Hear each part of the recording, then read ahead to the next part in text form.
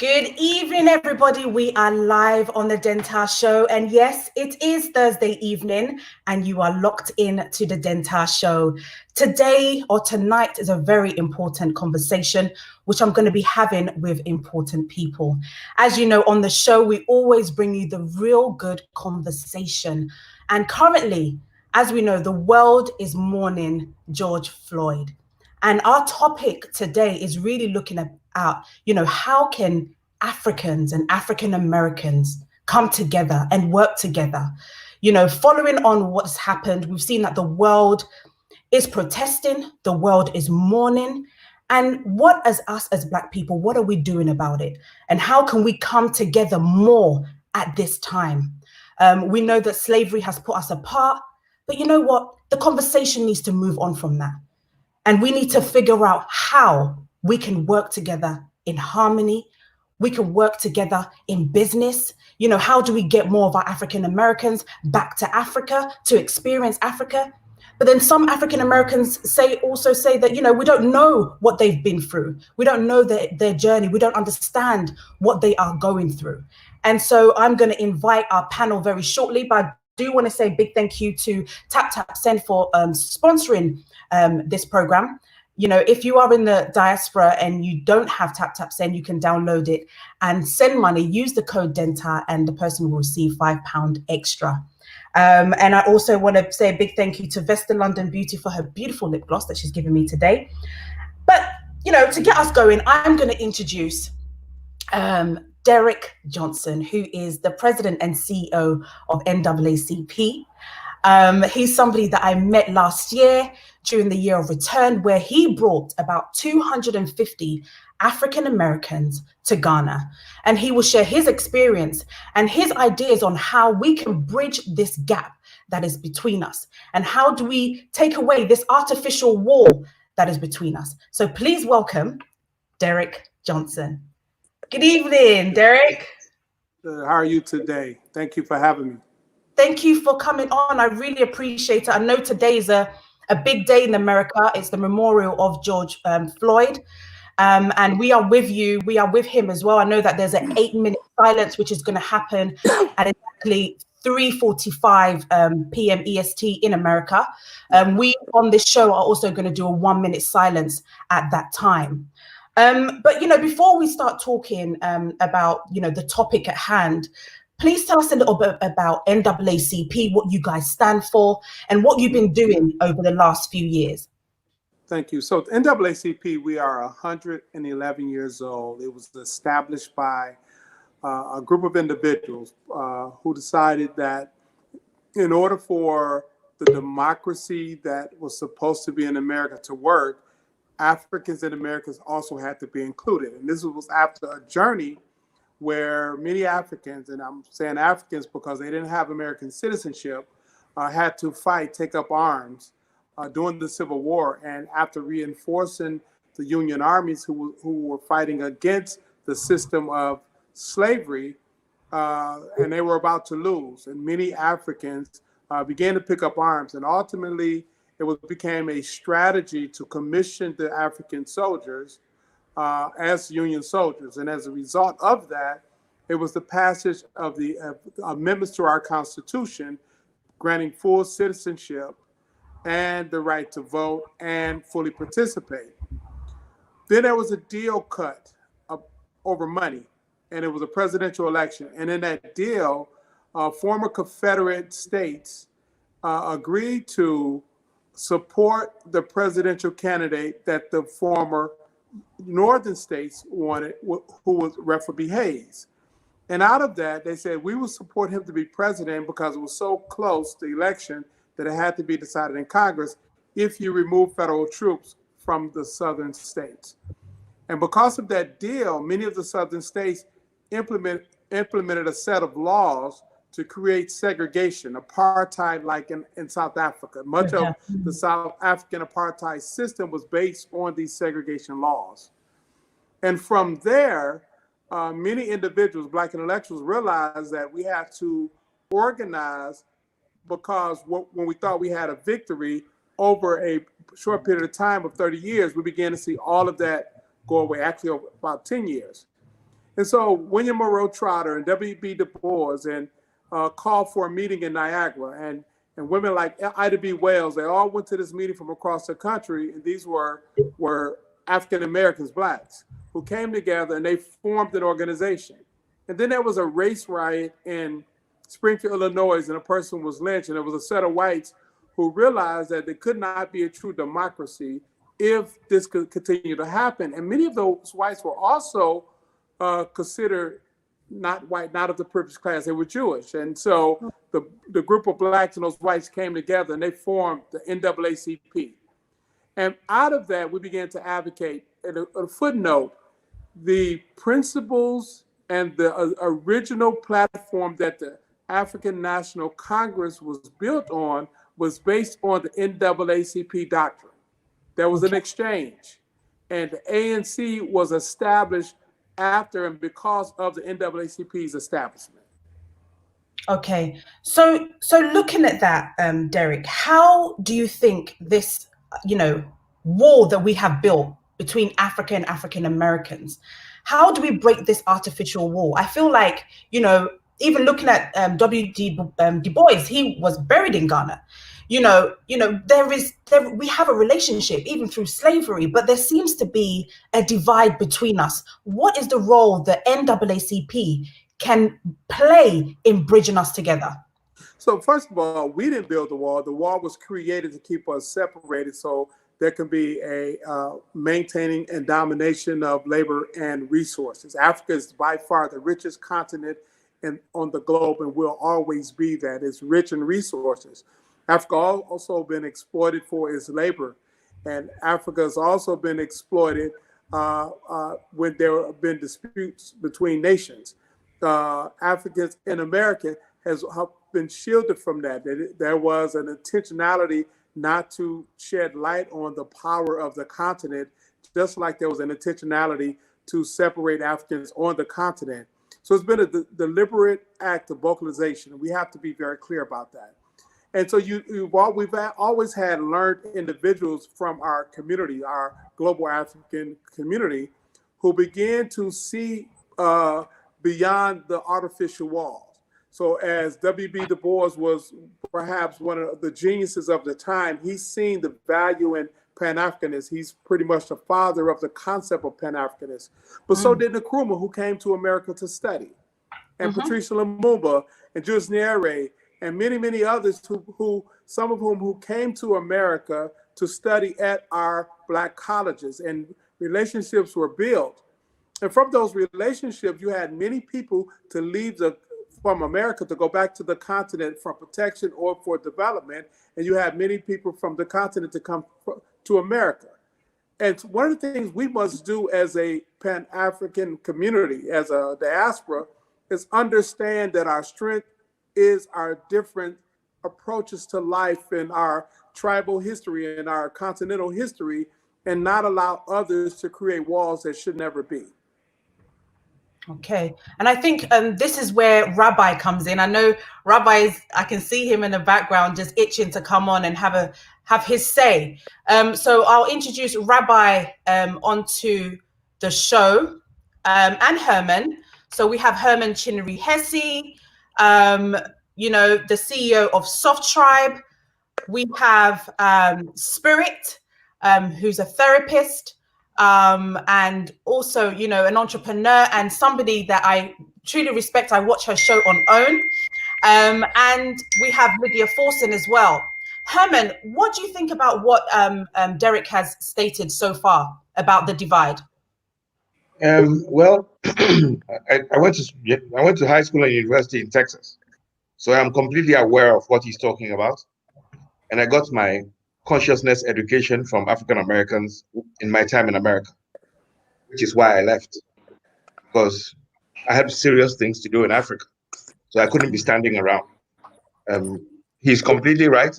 My job, as I understood it, fresh out of college, was to come to Africa and work on fixing Africa, so that when Africa is ready to stretch its arms out, we'll be standing strong in order to welcome our brothers and sisters. Because in terms of what the disruptions we have faced as Black people, the disruptions are on both sides. African Americans are caricatured on TV, such that when they do business internationally, they are viewed negatively. Then Africans have the same problem, where we are caricatured as some starving people living on huts. We have the same issue. The only difference is that with the African American situation, it is their country to whom they pay tax that's giving them a bad name. So it was always on my mind that one of the ways we could break this is if African Americans could access Africa for things that need state power, which I believe is what the Nkrumah group were doing before the CIA overthrew Nkrumah in 1966. So I'm completely clear on what he's saying. He's completely right.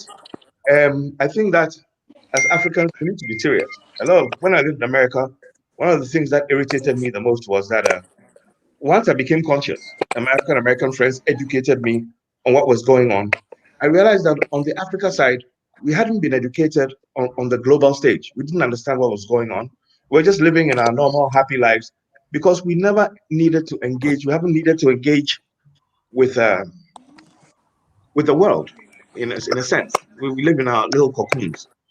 We didn't understand the global geopolitics. And if we don't understand the global geopolitics, we'll both get bullied all the time. So we have to be clear. We have to work together. I'm trying not to talk too much. So this is basically where I'm coming from. You can't just stand around in America as an African wasting your time. You have to be there for a reason. You can't just be there as an economic refugee, joining the oppressor to oppress as the last person to come in to try and oppress African Americans. So the system is wrong. It needs to change. And the evidence is what we are seeing today. Absolutely. Rabbi, are African Americans and Africans, are we the same? Are we the same? Yes, I would say that we are the same. Of course, our political, geographical, social experiences have made differences amongst us, but in the heart and soul, we are the same. And that's why it's very important, picking up on what my brother was saying, is very important that we control our own narrative so that we define our experiences, that we understand that they're the same experiences that reflect different geographical locations. But when you talk about the African, most of our challenges are the same, and our solutions will be applicable to each other in terms of the same. So I think that what we have all suffered from is a lack of proper education, enlightenment, and exposure to each other from ourselves rather than outside sources who have always tried to define our experiences and have tried to alienate us from each other to make us think that we are different. They have set along in our minds boundaries that are psychological as well as geographical. When they talk about the boundaries that separate Africa, they talk about the artificial boundaries. Well, these new identifications that we've taken on in the diaspora, like African American, Jamaican, Brazilian, Cuban, just as artificial as Ghanaian, Nigerian, Cameroonian, and that we have failed to basically emerge with an African ideology that see ourselves as one people. In the 60s and the 70s, we had what we call the Black empowerment period, the Black consciousness period, where we talked about identifying ourselves as soul brother, soul sister. We were moving towards the continent, identifying with our afros, our dashikis, identifying with African culture. So it proved that we did have an era where our cultural alliances, the definition of ourselves in our own terms was applicable, it was acceptable, and it was empowering. And somehow that got diverted and we got off track. But yes, we are the same people, and we must start from that premise. When we start from that premise, it's very easy to identify how we've been fooled to believe that we are separate in our own corners, and therefore we have been succumbed to the divide and conquer initiative of those enemies who would not like to see African people united and come together to be strong enough to manage our own affairs. So, Rabbi, what are some of the work that you've been doing in Ghana to really amplify this? Well, what I've done is, as you know, Venta, I am the executive director of the Panelists Foundation. And Panelists for the past 27 years have given a biannual festival where we invite Africans from all over the diaspora to come to the continent, to Ghana. And we try to, our theme has been reuniting the African family. What we realized is that we did not have enough institutional platforms and forums where we can dialogue, where we can talk to each other direct, and that we can interact with one another, that we can identify our challenges and try to use that platform to identify possible solutions that we can apply to each other. So we've done that for 27 years. We've had 13 editions. Of course, one of the biggest editions have been this past year with the Year of Return. Our institution, Panelists, was one of the founding members of the concept of the Year of Return, trying to, again, take advantage of the 400-year anniversary of the first enslaved Africans being brought to the United States of America. And certainly that year was a grand success, and Panelists was a grand success. And that has been a major part of my work outside of also I'm trying to use my own presence here and experience to be a bridge. You know, since the Nkrumah era, many Africans from the diaspora left Ghana and left Africa. But in the 90s, there began to be a new migration of Africans returning back to the continent. And I've been a part of that movement. And we tried to use ourselves as a bridge to be able to communicate to our brothers and sisters in America that, first of all, returning to Africa is possible. It is an alternative. We didn't return. I think Rabbi's reception is a little shaky in Accra. Rabbi, can you hear us? Okay, so I'm going to move on to Spirit. Spirit, a question for you. So in 1662, a law was passed. And serpents. Oh, okay. Hold on. Wait, he might be back. Hold on. And hey, then we've been lied to. Okay. Rabbi, can you hear me? Okay, I'm going to take him off, and then hopefully he'll fix the internet issue. So, a question for you, Spirit. In 1662, a law was passed preventing a child from inheriting the father's status if the mother was a Black woman. African Americans took the names of their slave masters, therefore losing their identity. How will you describe the identity of the African American? Do you think being enslaved has affected the behavioral health and well-being of some of our brothers and sisters? Well, I think that it absolutely has. I mean, there is no way that you cannot go through generational trauma and think that it does not affect you. And what we also know is that intergenerational trauma is a very real thing. And that is the trauma that gets passed down from a mother to her child, but not just from that mother. That mother gets it from her grandmother and her great grandmother, and so on and so on. And so what you have is generations of individuals who are literally trying to cope to survive, who have been disempowered, who have been disenfranchised, who have been separated, not only just from a diaspora. And I think it's very unique being African-American people, because when we hear about coming back to Africa, most often, we have no connection to a continent. For many of us, coming back to Africa says still, well, where are we coming back to? And so simply saying reconnect to a continent, for many people, first and foremost, the idea of being a part of that continent is a very hard thing for a lot of African Americans to even embrace, because that's a new idea for them. You know, if I am learning about something for the first time, if I'm talking to you about tea tree oil, and you've never heard of tea tree oil, before I can get you to understand its uses, its benefits, or anything else, I have to get you to understand what it is. And so for many African Americans, they knew nothing about what Africa was. They did not understand their connection to the place. And then even saying now reconnect, there's still a disconnect, because if I come back to a particular place, am I coming home? Am I coming to what is my home? How do I reconnect to a place that has no history of my actual language or of my actual belonging? And so I think that many people are simply just trying to survive. But even more than that, what I think has happened in American history that is much different than many other parts of the world is that we have not been taught to be global citizens.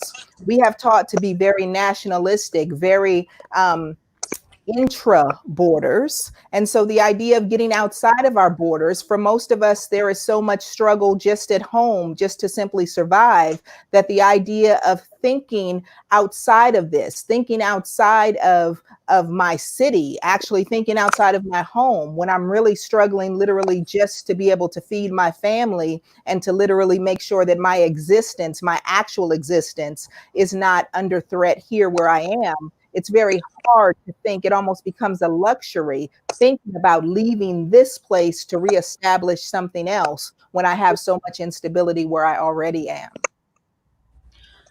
Right. So following from that, I mean, Rabbi, we've had somebody like yourself that has relocated, and you can call Ghana your home. How were you able to transition?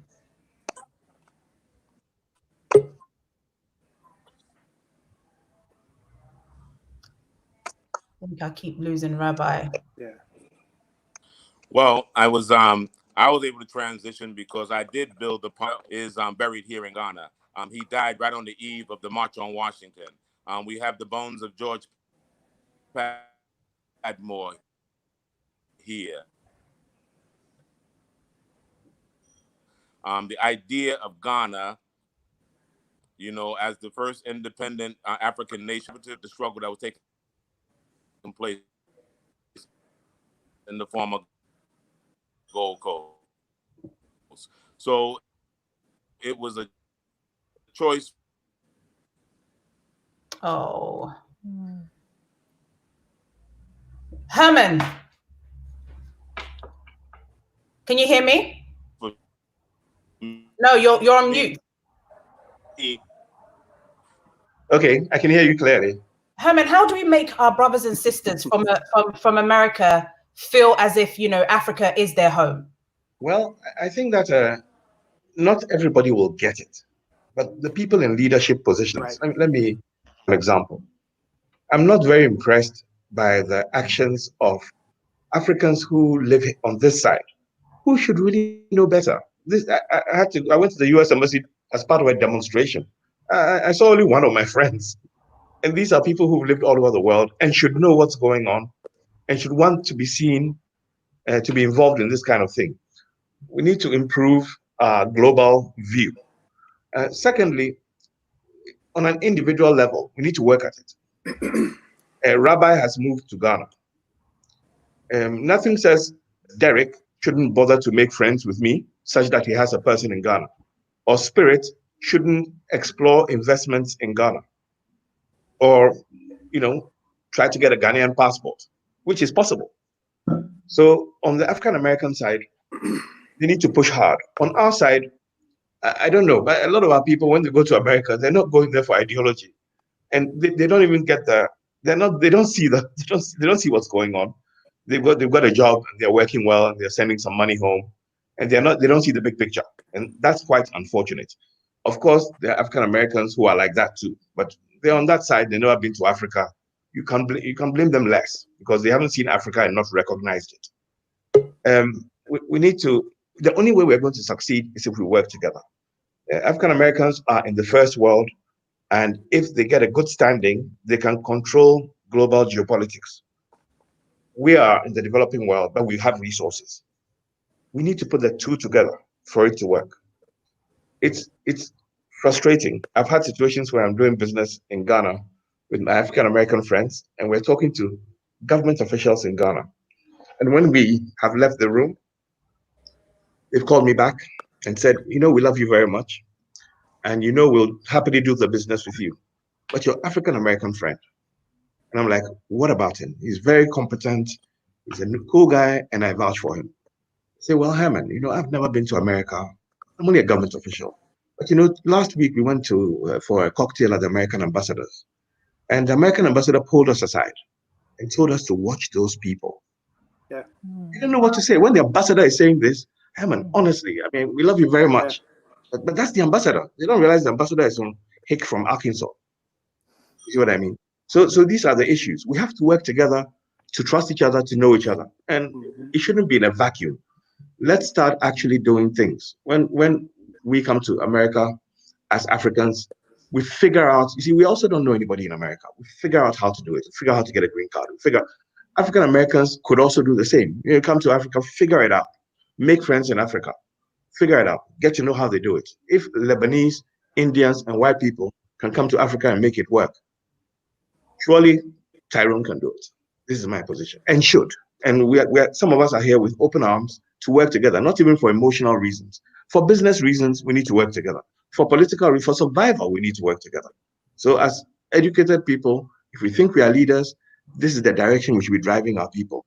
And I think that a lot of Africans who could actually be working to make Africa better hang around in the West for economic reasons, which in the long term may hurt us. Because when I see my white friends in America, they keep asking me questions. Herman, your friend so-and-so, you said he comes from a pretty well-to-do family.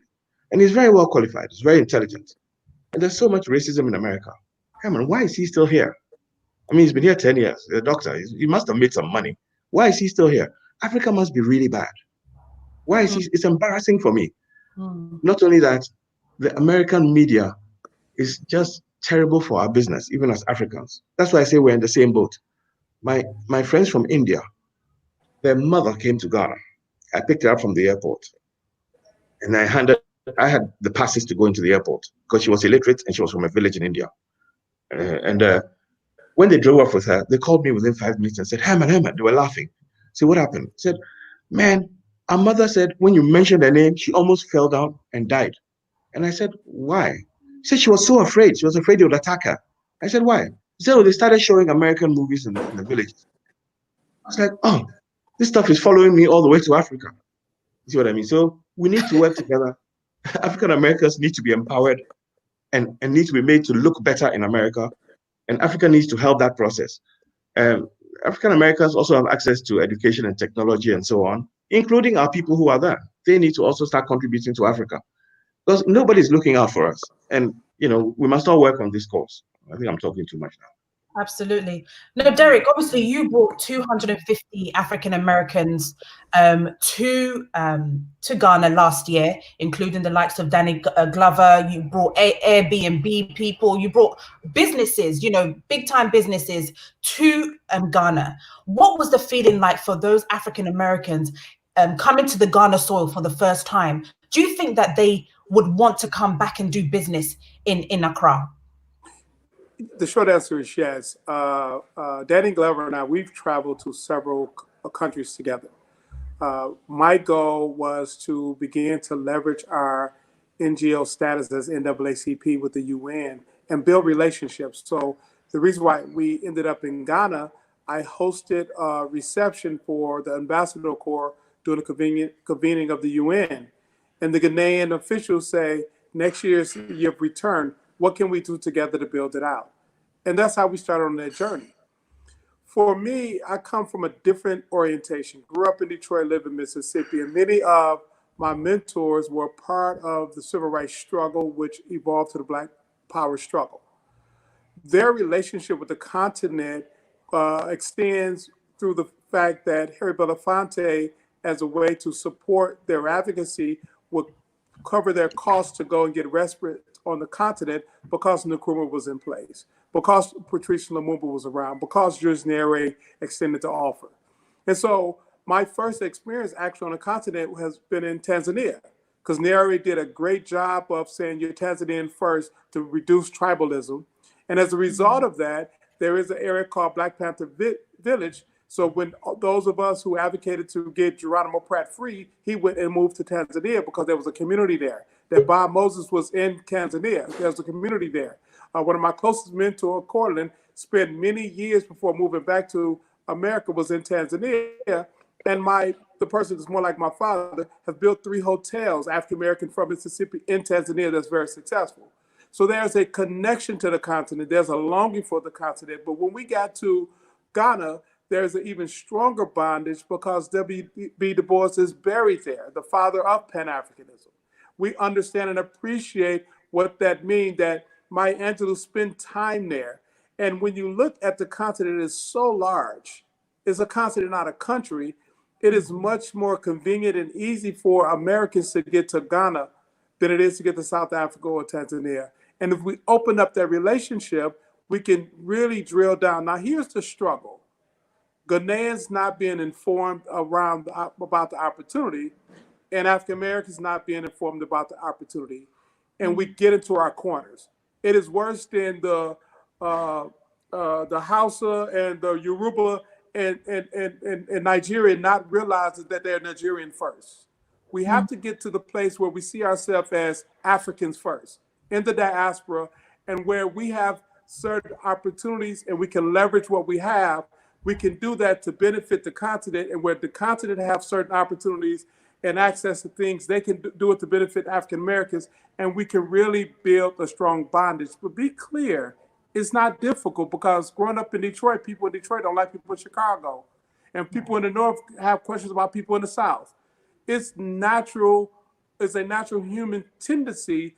There has to be a small nucleus of us to break through that, because when African people unite, we are stronger than anything else on the globe. And have you seen that, you know, through George Floyd's death, that we have actually come together more at this time? You know, Denzel, let's be honest, since our travel to Ghana, the level of interaction we have in the whole Ghanaian, I call it millennial movement, you and Chocolate and everybody else, you know, how many came over here to come to the Image Awards? And with the Image Awards, we created 51 years ago, because we understood that how people see us on the big screen is how they treat us in the streets. And so we have to produce more positive images of who we are and what we are. And we're a diverse reality, not a monolithic, ghettoized reality. We are very diverse on the continent, in the U.S. And so my next step in this organization is not just have an award show. The next step for us is start making content creation, so we can put it on platforms, so we can see the richness and the beauty of who we are globally. But we also recognize that we still have some very small groups here in America. Black on Black reality is a problem. African on African reality is a problem. But it's incumbent upon us to speak the word into existence of unity, to show the reality of unity and push the concept of unity. Absolutely. And I think before you go, I got a message from somebody that said, African Americans, even when you look at something like the BET Awards, before they were celebrating the African artists backstage. And for them, it's like, okay, so how are we going to come together and work together? I know that now, the Africans are getting the platform on the stage, but it took a long time for this to happen. Why is some of these things happening? Why are we not celebrating, some of the Africans on some of your platforms as well? It's about the market share. My goal was, when we brought the delegation, prior to that, we was in strong negotiation. How do we have Image Awards Africa? How do we begin to build that footprint so we can start bridging that, so we can start sharing the unified culture in a global way? When I hear the steel drums in the Caribbean, I also hear the drums in the village, and I also hear the percussion, in the church. It's the same culture, but we can express it so many different ways. And so that was the original goal. But it's hard to do business in Ghana. It's hard to do business on the continent if you're not Ghanaian, if you're not from the continent, because there are certain cultural norms. There's huge distrust. And when you're talking about the ambassador corps, it goes both ways, because when I do work in DC, it is frustrating for members of the Congressional Black Caucus to have a lobbyist from one of the countries, and it's one of the conservative white boys representing the African country. Most of the embassies are leveraging the country's money, hiring firms that don't look like us, don't even carry our politics, and in fact are more damaging using with their other clients on the continent and our community than we are on ourselves. And so it's a 360 global view of, like, wait a minute, something is wrong with this. The divide and conquer is different, but it is more lethal now than it has ever been. Absolutely. I know you've got, I'm going to let you go now, but what is your word? You know, what would you say to Africans and African Americans about the way in which we can come together? Through this medium, let's figure out how do we open up dialogue? How can we build opportunity? If I want to come to Ghana right now and start a business, the maze of craziness I have to go through, I can't. But truth be told, if I went right now to Brooklyn and it was the Black elected officials, the maze of local politics is crazy.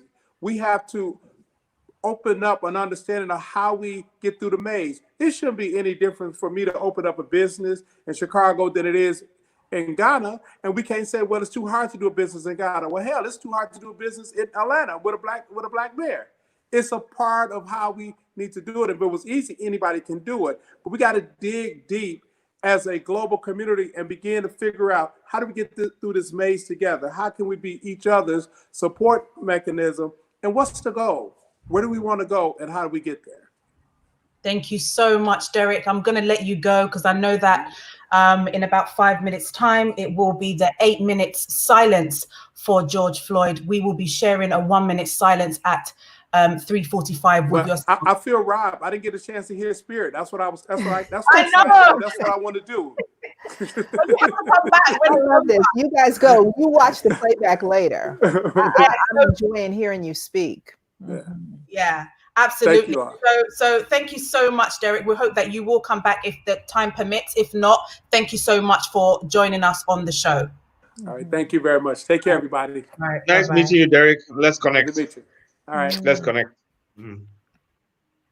Okay, so I'm now going to invite Rabbi back. Rabbi, can you hear us?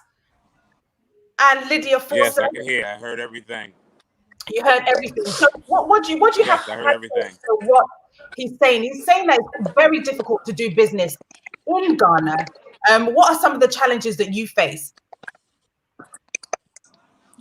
Well, one of the challenges that you face is the language barriers that we have and the bureaucracy. Every society, as he made mention, have certain bureaucracies. And there is a notion that because you're coming home to Mother Africa, maybe, it'll be easier because you're coming home. And, many of us are not prepared for the reality on the ground that, Africa, like any other place, have its own systems, its own bureaucracy. So the other thing is that the laws on the land do not match the fraternal invitation that we receive. In other words, there's no legislation in place to receive Africans of the diaspora or African people separate from any other people that want to come and invest, quote unquote, foreigners or whatever. So there's always the anticipation that, oh, maybe when I come back, I won't be perceived as an alien. And that kind of gives a psychological shock. But as Derek says, when we make up our mind that we're determined to do something and we're determined to succeed, then those obstacles are just seen as obstacles and challenges that you're willing to do whatever is necessary to overcome. And that was the determination that I've had, and many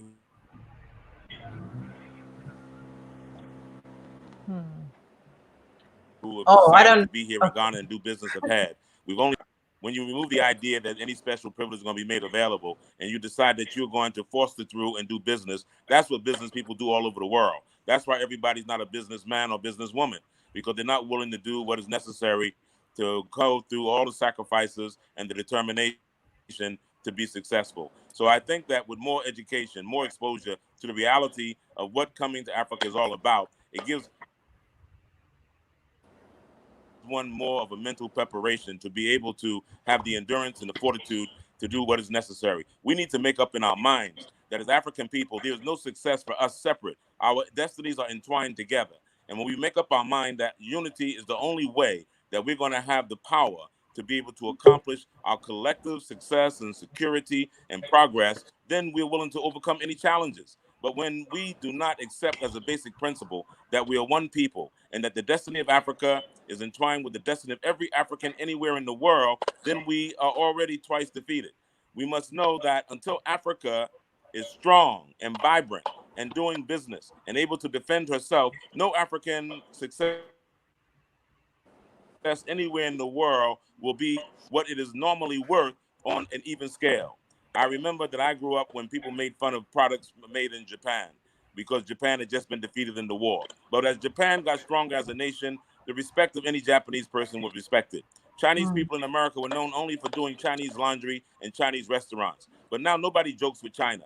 And that no matter what our efforts are, no matter what our success is as African people in the diaspora, we will never be respected until Mother Africa is respected. When we get that in our mind, then we know that whatever we plan together, we know Africa has to be in the mix. This is an election year.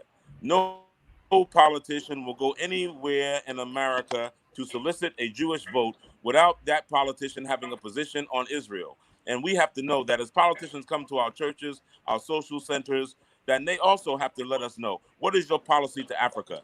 We are in the most powerful nation in the world. I'm in Ghana, but those who are in America must use the leverage as African people to leverage for Africa getting a fair deal. But we can only do that when we have a basic respect that we are the same people and that Africa's health is a part of our health. Africa's wealth is a part of our wealth. Then we have to work out the logistics, that becomes more than a slogan. It becomes real. And therefore, we must put together packages that invite Africans of the diaspora to be engaged on every level with the destiny of Africa. With our programs must reflect that. Our educational systems must reflect that. I've been here and I work with school systems. I work with universities, high schools. I've seen textbooks. I've seen the content material. And there's nothing in the content material, whether it's in the syllabus or whether it's in the curriculums, that gives Africans on the continent, in particular, I'm speaking about Ghana, but I've been other places, and knowledge, a full knowledge that Africans in the diaspora are their own people. And that the experience of slavery, the experience that Africans, by the millions, were extracted from Africa and brought to the New World, they have no idea that a lot of the progress, the development, the ingenuity, the innovation, the scientific discoveries were by their own kilt and kin, by Africans. They just perceived that this is what white people did in the West. This is what Europeans did in the West. They have no idea that all of those accomplishments was part of the intellectual properties that left this continent by the millions and were a part of that developmental process in the New World and in the West. And if those same intellectual properties can be invested in Africa, then Africa will be second to none in the developed world in the 21st century. But African Americans now must be retaught that they are African people and that their destiny is entwined. And African people must be taught that African Americans are African people and our own brothers and sisters. And we must have a collective process of orientation, re-education from the miseducation, and not to think and assume that the things that were mentioned earlier about the divide and conquer is the figment of anyone's imagination. We've had State Department policies. We've had people investigate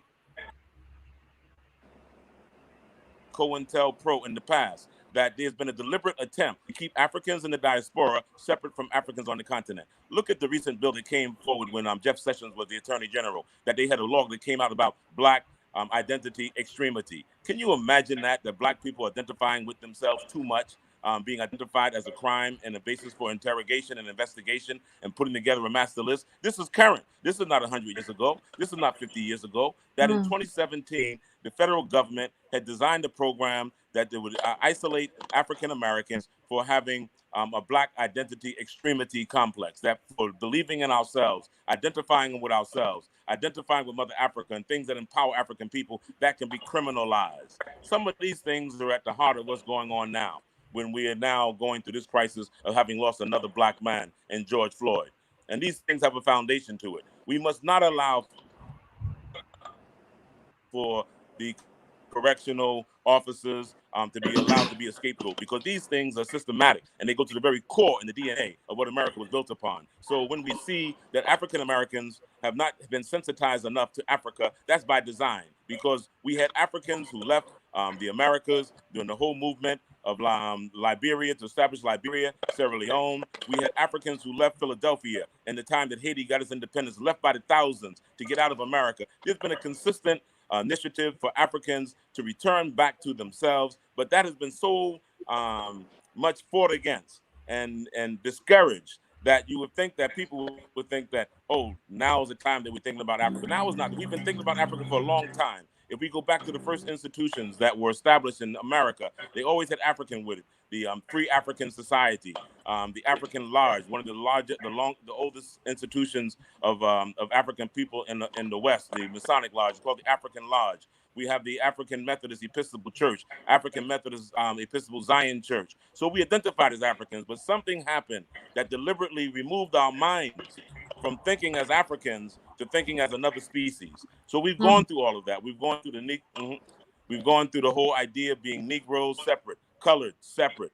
So we finally, in 1980s, found our way back to identifying with Rabbi, African American. I'm gonna have to cut you because we are missing our 1 minute silence. So I plead with you that we join just a 1 minute silence and then come back to the conversation. So if everybody can just respect it for now, respect George Floyd, we will have a 1 minute silence. Thank you.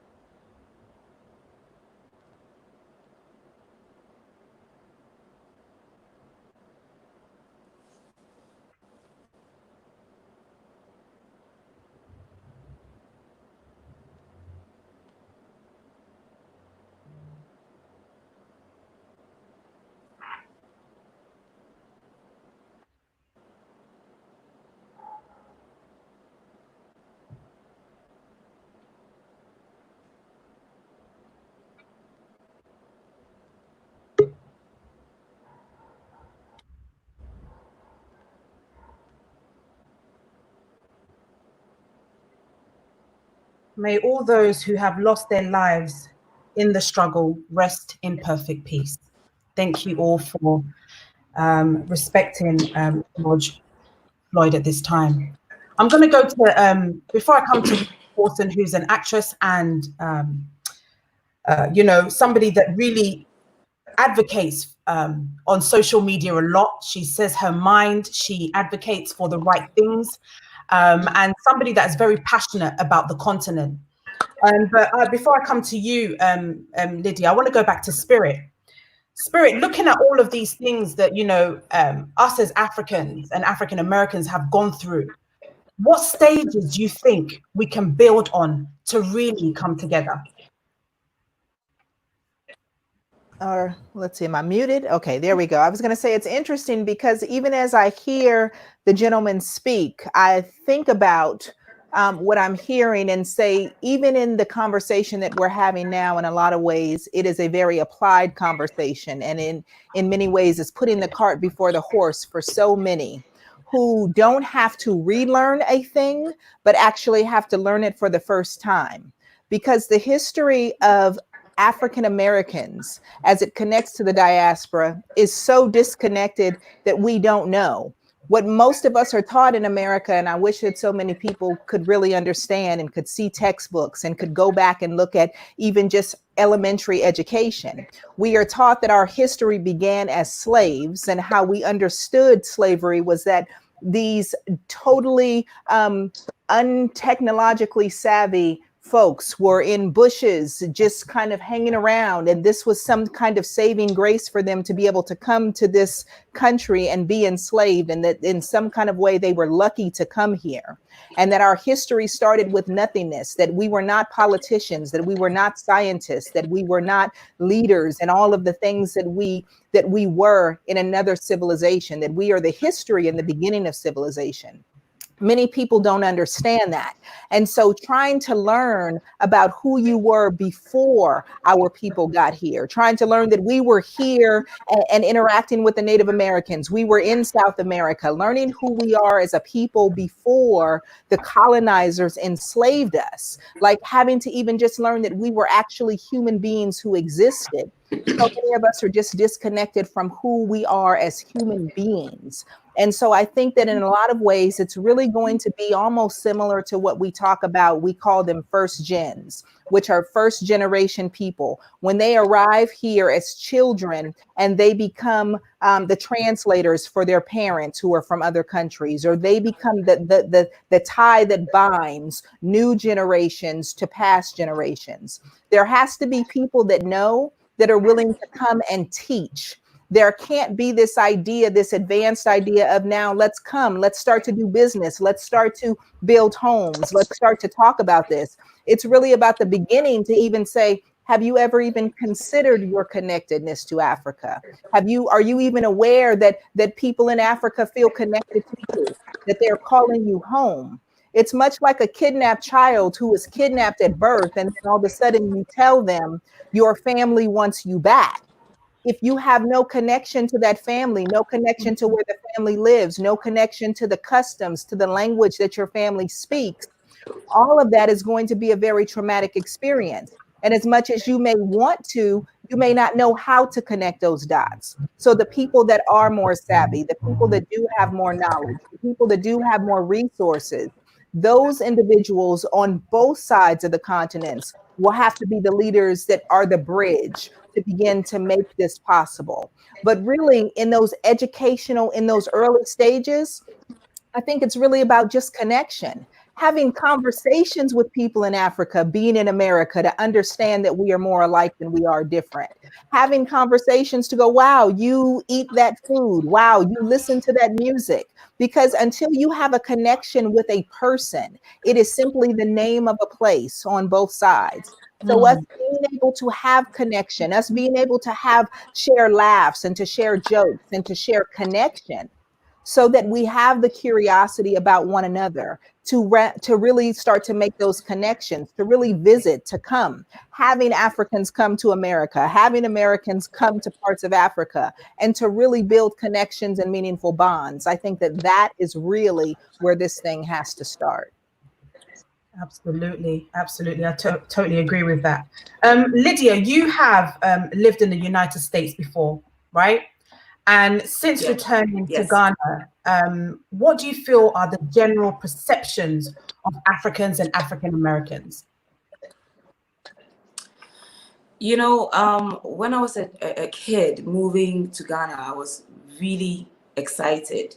You know, I didn't remember too much about this country, about Ghana, but it was just a place in my mind where there were a lot of Black people who looked like me.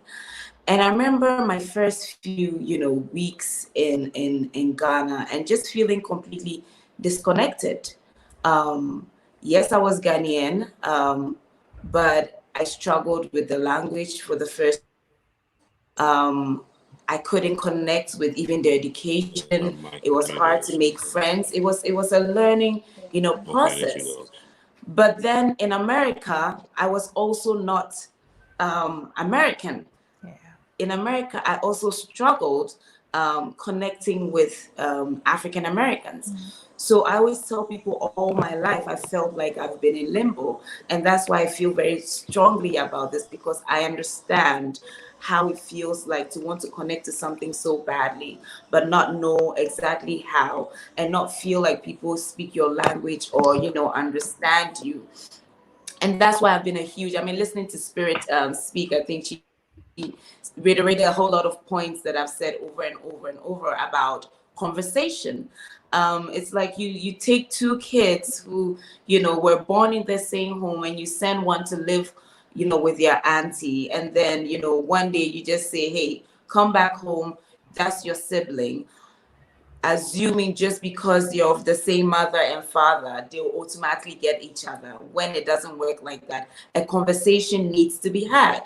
A brutal, sometimes uncomfortable conversation needs to be had, because people in Ghana here, a lot of people don't understand the African American experience. I'm privileged, and I recognize my privilege, being that I've lived in both worlds. But a lot of people don't have that privilege. So the way they see African Americans is very different. And then the way African Americans see Ghanaians and other Africans on this continent is very different. So We need to have a brutal conversation about our experiences and start from there. If we don't have these conversations and we just assume that we're just all going to come together, kumbaya, and fix everything, it's wishful thinking, but I don't think we will get there. Yeah. So I'm going to have Mahmouda join us. She's also somebody that lived in the US and have come to Ghana. What are your thoughts on what Lydia has stated? Is it something that you also went through, returning back? I've been listening to things that everyone has said, and something that Spirit said earlier really connected, because she mentioned, how unstable many, Black Americans, African Americans are living, how their lifestyle and the fear and terrorism that they live through is actually the reasons why most people in other countries actually come to America.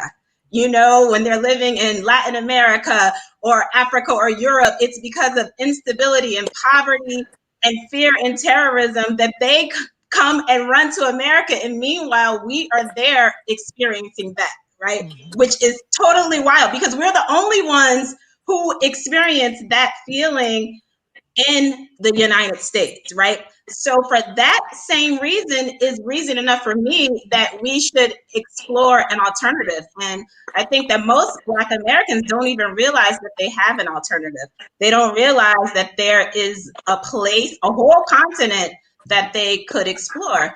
And I think the first step is really kind of dispelling that we are bad people. We Africans are bad people, because all of you who have lived in America, the concept up until probably like 2 years ago when Black Panther came out, it was a horrible thing to be African, right? Like horrible. Like if you said you were African or anything connected to Africa, it was just bad.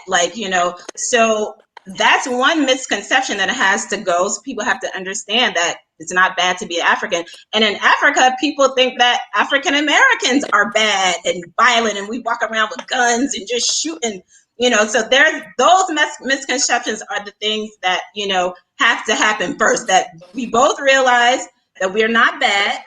And I think that that's actually happening through social media. I always say that social media is like the best thing that has ever happened for Africa, ever. Like we don't need anybody else to tell us what's happening, to connect us. And that's what we're going to see after all the Pan-African movements and everything that has happened, which were happening in very small circles and silos. Social media is busting down the doors. Africans and African Americans and Afro-Caribbeans are on the dance floor together, partying and dancing. Netflix is showing us what Nigeria, Lagos, it looks like. I mean, fashion, I just feel like it's happening. Everything the foundations have been made, and it's happening now, and it's never, ever going back to the way it was. Can I just jump in here real quick? Because I want to say to your point, and I think it's so incredible. To your point, part of the reason why I think a lot of African Americans have that feeling about staying here is because so many other people come here, and we have been conditioned to believe that this is the land of milk and honey, right? So the idea is, if this is the best that it's going to get, then I have to stay and take this treatment, because if I go everywhere else, it's worse than this. So Black people have been conditioned in America to believe that we're already getting the best treatment that we're going to get. This is the best life that we can get. To your point about social media, my goodness, once they weren't able to regulate and Black people were able to go, wait a minute, they drive cars in South Africa? Wait, they party? Wait, they have life? They're not all living in bushes and just chanting like it's, the 1600s. I mean, it is really about breaking down the barriers. And in a lot of ways, I know that Africans will be offended by that in the same way that so many African Americans are offended by hearing what we've been taught about one another. But until we get real to understand that the divide has been intentional and that the divide does exist, and until we stop being offended and simply having the open heart to want to teach, to understand you've been taught to hate one another intentionally. You don't know about what the reality is, and that was intentional. So don't be offended that we bought into a narrative when there was nothing else to be taught. You cannot pull something that you don't know if you have no point of reference. And so now what we are giving one another is a point of reference to say, look at who we are really, and understanding in looking at who we are, wait a minute, we are actually far more alike than we are different. And we do feel that sense of collectivism, and we do want to be in each other's places and spaces because we truly are one. Absolutely, we are one. And also, I want to go back to Herman. Herman, how important is it for us to tell our own stories? Just as our sister mentioned here, that Netflix is showing us, what Nigeria looks like, what Ghana looks like. How important is it for us as Africans to share our story? I say it's absolutely important. For me, it's so important that my current business that I'm running is called African Echoes. We're going to start getting African stories, essentially create a penguin books, but online from the phones, and it'll have African content. It is so important because the only way for this stupidity to work is for us to be separated. And that will kill it. It's one of the things that will kill it. I'd like to say something though. I say this, that we must, as Africans, if we think we are the leaders in our communities as Africans, we must also have agency. Like my friend Mohameda researched Ghana, jumped on a plane and moved to Ghana. We do business with her.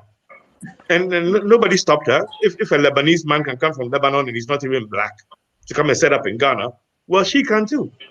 And I think not everybody will get it, but for the ones who get it, I'm happy to say that we've always had the majority of African Americans moving to Ghana. They were ideologically motivated. I'll tell you this though, after the year of return, I now started seeing the business people. They've started coming. The other day, 2 ladies showed up in my house on reference, business owners in New Jersey, 2 African American ladies. This is not, they may not even have been ideologically African. They just see an opportunity where these people don't hate us. There is an opportunity. Nobody is discriminating against us here. We don't have to be a great supporter of Malcolm X or anything.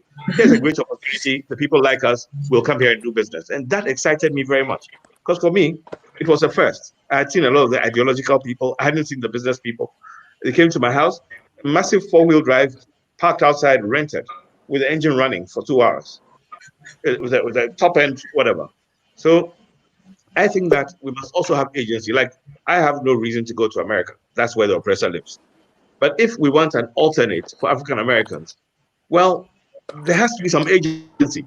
There are people like us here who are happy to work with, business people. And don't forget, as Africans, when we go to America, we figure out the game.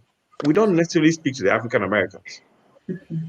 Whatever it takes to make it work in America, green card here, some fake marriage there, we figure it out because we want to be there for the people who want to be there. African Americans will have a far easier time if they had the mindset that, wait a second, okay, I've got America going. I need an alternate. If they started showing up in Africa, Mohammed, I'm sure will confirm. Nobody stopped you from moving to Africa. Did anybody get in your way? Mohammed? No. Agency, it can be done. Yeah, I think Rabbi mentioned something earlier, just talking about if you're a true entrepreneur, you're going to make it work. People keep saying it's so hard to do business in Africa and Ghana. It's hard to do business anywhere. I lived in New York. I have businesses in New York.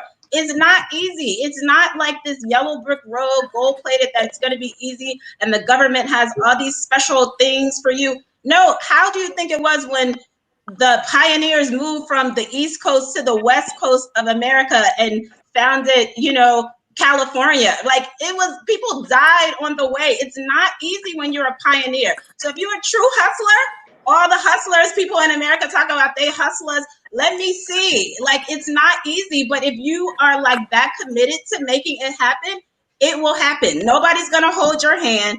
You have to figure it out. And true business people will figure it out, because I do business with Lebanese and Indians and all these people. Some of them were from villages in Lebanon, villages in India, and they came here and they figured it out. So for me, I was like, I'm figuring it out. I'm a winner. I like winning. I'm not going to lose. And I'm not going anywhere. Ghana, y'all got to keep me. Exactly. And I like to say that, and uniquely, in her being in Ghana, guess what? She can walk around. Nobody will even know she's not Ghanaian. Right. This is kind of like my blackface in America, where I'll keep getting identified and harassed. She can just walk in and out of wherever in Ghana, no problem. Absolutely. Spirit, what do you think the youth, what part can the youth play in bridging this gap as well? Well, you know what? I don't necessarily think that it's the youth. I think that the youth will be the ones that will be the future generation. So they'll serve as the bridge. But I think it's us older folks and the folks that are even older than us that have to start having conversations. But we also have to have love for each other, and we have to have interactions with each other. I can remember the first time that I actually met somebody who was from Nigeria here in the States, and he did not take kindly to African Americans at all. He was really annoyed, and he was like, you African Americans, you guys are the laziest people in the world. You have all of these resources, you have all of this, and you're just stupid. You're just lazy. You just, Wow. he told me about all the jobs that he had while he was here and how he was sending money back and forth to his home, and how just as African Americans that we were just a wasted people, basically. Wow. And over the years, as I have interfaced with other people all over the world, what I do hear is just as Americans in general, like we are these capitalist, lazy kind of folks, right? But unfortunately, as Black folks in America, we have a very bad rap, and people don't understand a lot of what our history is. So we have to change our understanding of one another. But in order to do that, we have to recognize, and there has to be a start of a movement. We have to get started somewhere. And so the question becomes then, if we're talking about a generational legacy, if we're talking about a shift in connectedness, then if we are going to be the generations to do that, then where do we start? How do we now organize? Because it's really about organization. We have the opportunity to show up in so many spaces. So how do us mental health folks connect with mental health folks on that diaspora? How do we make those connections? How do business people make those connections? Several years ago, I did a television project. It was called The Bridge.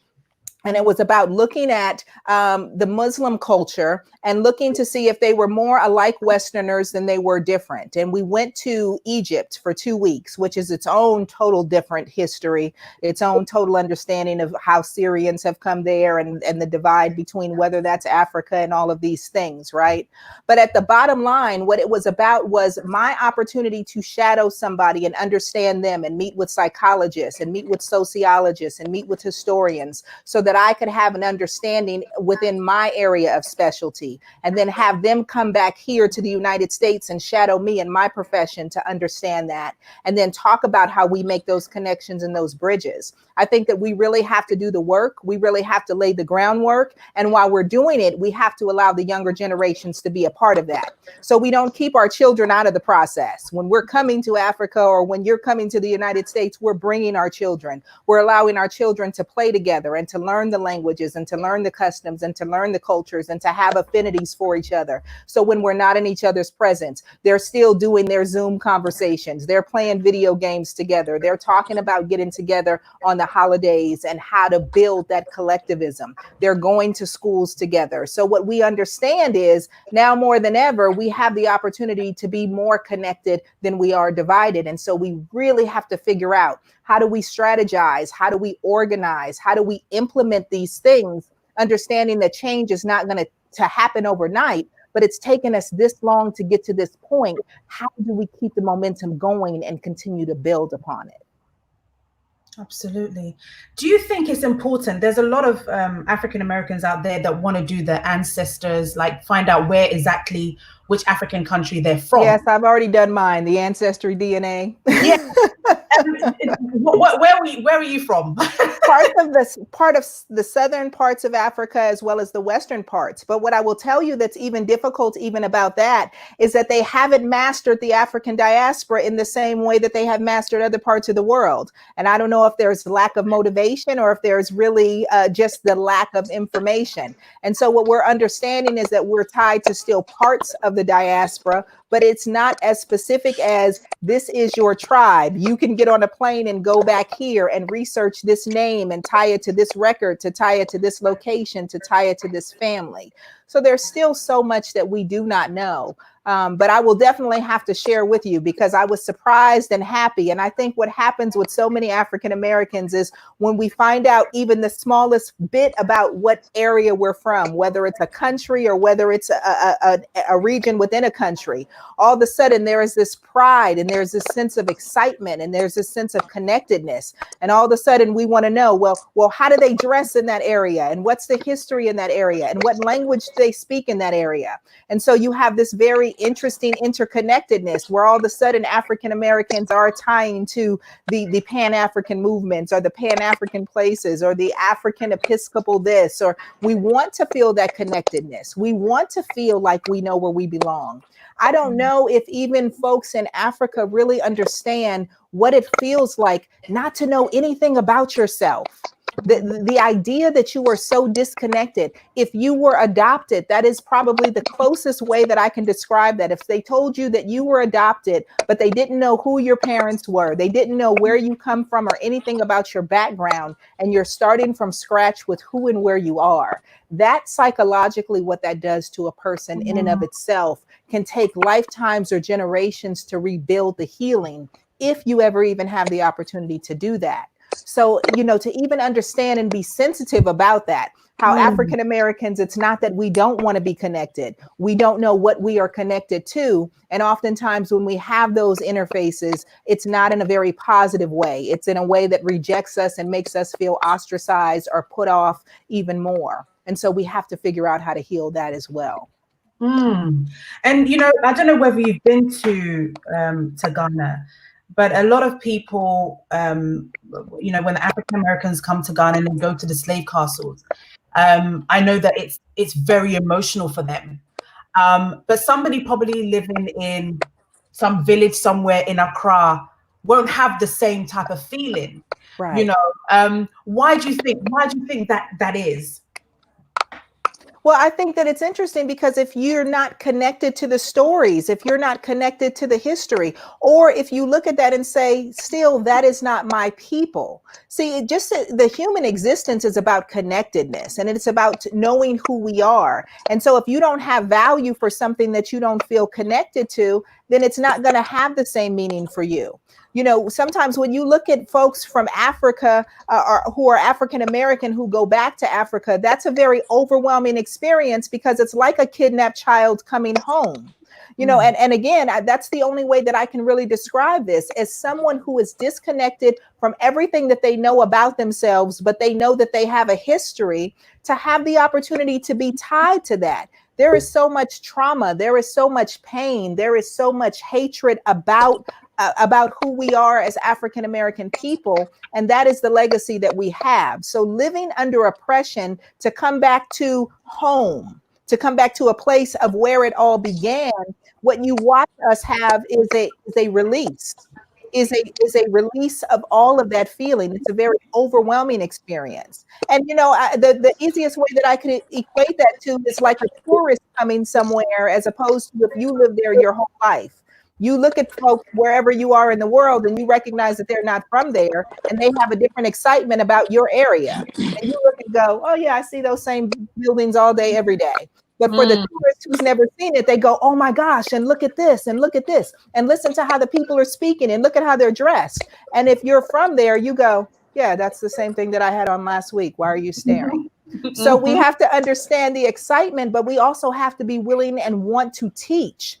We have to understand that when someone is coming home, then you also want to put on the best reception so that you can be received well. Absolutely. Absolutely. Rabbi, are you here with us? Can you hear us? Rabbi, can you hear me? Oh, I can't. Rabbi, can you hear me? Come back. We can hear him. Yeah, we can hear him, definitely. Herman, how important do you think that ancestry DNA is? You know, do you think that actually, you know, as long as you're black, you're from Africa, do you really need to know which particular place you're Well, then from? everybody's from Africa if that's the case. I can't hear you. You're on mute. You're on mute. I think it's very interesting. I've done my DNA. Okay. You know, my great grandmother was African American on one side. Yeah. My great grandmother on the other side was Jamaican. They moved to Ghana in the 1800s. So I was very interested, found out some interesting things. But I can imagine I'm Ghanaian, so I'm comfortable here. I can imagine for somebody who's black, who doesn't have an African connection, I can imagine how valuable that would be to them. I'd like to mention to Spirit, though, that there are two ways to do this ancestry thing. And there's an AfricanAncestry.com. That one gives you the tribe. It's a more precise. They have a lot of richer data. So maybe you should consider that. I love that. Thank you for that gift. Yeah, my friend Diallo runs it. I can put him in touch with you. It's a little more expensive, but they have so much more data. It's so worth it. It's richer. Yes. Exactly. And most of us here don't even know that because, again, they don't want us to know that. Yeah. The more you are disconnected from you, the more powerful they are and the more disempowered we stay. So I truly believe that a lot of it is by intention and design. Yes, and it's an African-American owned company. The lady who owns it is in and out of Ghana. She's somebody you would know. I've forgotten her name. Somebody you would know. An activist kind of person. Okay. Yeah. Gina Price. Yeah. What's her name? Gina Price. Please put that out there for everybody. We need that. Okay. Yeah. And so I think that it's important, but I was going to make another point. Let us say, even if we didn't get along, even if we were different, even if we didn't like each other, well, we don't have a choice. If we don't work together, we will lose. And we'll continue to lose. So as for me, I think that strategically, I need to be able to work with Black people in the diaspora. They are my market. They are my access to global power. And I need them also to be able to get the things that they have on their side in combination with our political strength and our resources here to achieve bigger and better things. I don't even have to. I happen to like Black people in the diaspora, but I'm saying that even for a cold, calculating, callous, evil business person, it works. We just don't know. As long as the education is there, we will understand it and it will work. Because this thing that we're doing where we're not talking to each other, Africans are moving to America for food, shelter, and clothing, and so on, is short term. They are bringing up children who will be African American and will start suffering the same issues African Americans suffer within 2 generations. I don't know how they don't see it. So that this short term thinking is not going to help anybody. So I say, though, that let's not make it all a talk shop agency, like the kinds of things we're doing here, setting up businesses, partnering with African Americans, and getting the businesses working. There has to be a mechanism. It's not just the political talk. That hasn't helped anybody. Africa has opportunities. Chinese are benefiting from it. African Americans who are in a position to should start benefiting from these opportunities also. Rabbi, can you hear us? Oh, Rabbi, what is happening to your internet tonight? Okay, all right. Yes. Uh-oh. Yes, I can hear you. Okay. Rabbi, what? Yes, I didn't hear it all, but I heard the last comment. But I'm happy. No, I'm here. I'm here with you, but some of the sound was off. But I want to say, Spirit hit on some very, powerful points. I said, can you hear me? Yeah. Now we can. It keeps breaking, but we can. Okay. All right. You were going to ask me a question. Yeah, no, I was going to say I was going to ask you about what you thought of the Ancestry DNA, because we know that most of, African Americans are from the West and Central of Africa. How important is it? Absolutely. Well, I think that, as Spirit said, is very important on a personal level because everyone would want to know. I mean, that missing link is not easy, living in a vacuum of what is your actual origin. Oh, Remember, is a colony. What we see in Ghana, there's many ethnic groups in Nigeria, many ethnic groups all around, but there's a spirit of nationalism that you can choose to identify with while you are still on the search for your personal identity and what ethnic group and your identity that you come from. But spirit of nationality and the spirit of race is also a very powerful, potent pursuit.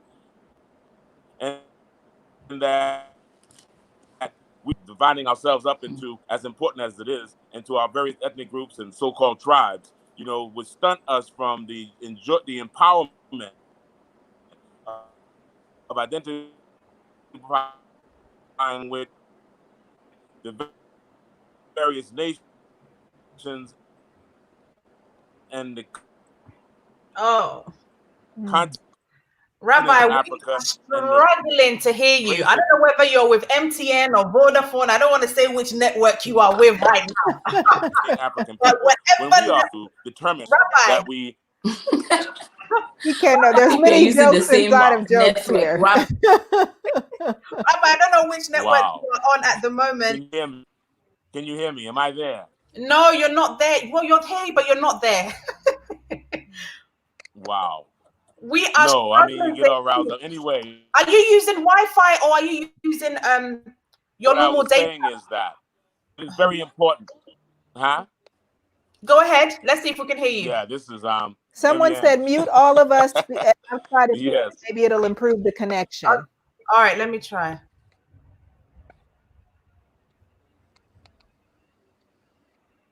Rabbi? One of the challenge. Can you hear me now? Okay, go yes, ahead. I'm here. Mm-hmm. So I say yes, it is a very empowering experience for any African American to pursue and find out exactly their ethnicity, what group that we belong to in Africa. That's what the DNA test is all about. And that is the new technology that empowers us. But we should not allow for that to arrest the joy of connecting with Mother Africa, the nationalities in Africa. Ghana is a nation that has many different ethnic groups. And right now, we are trying to pursue in every African nation people to not so much be stunted or grouping in their ethnicities, but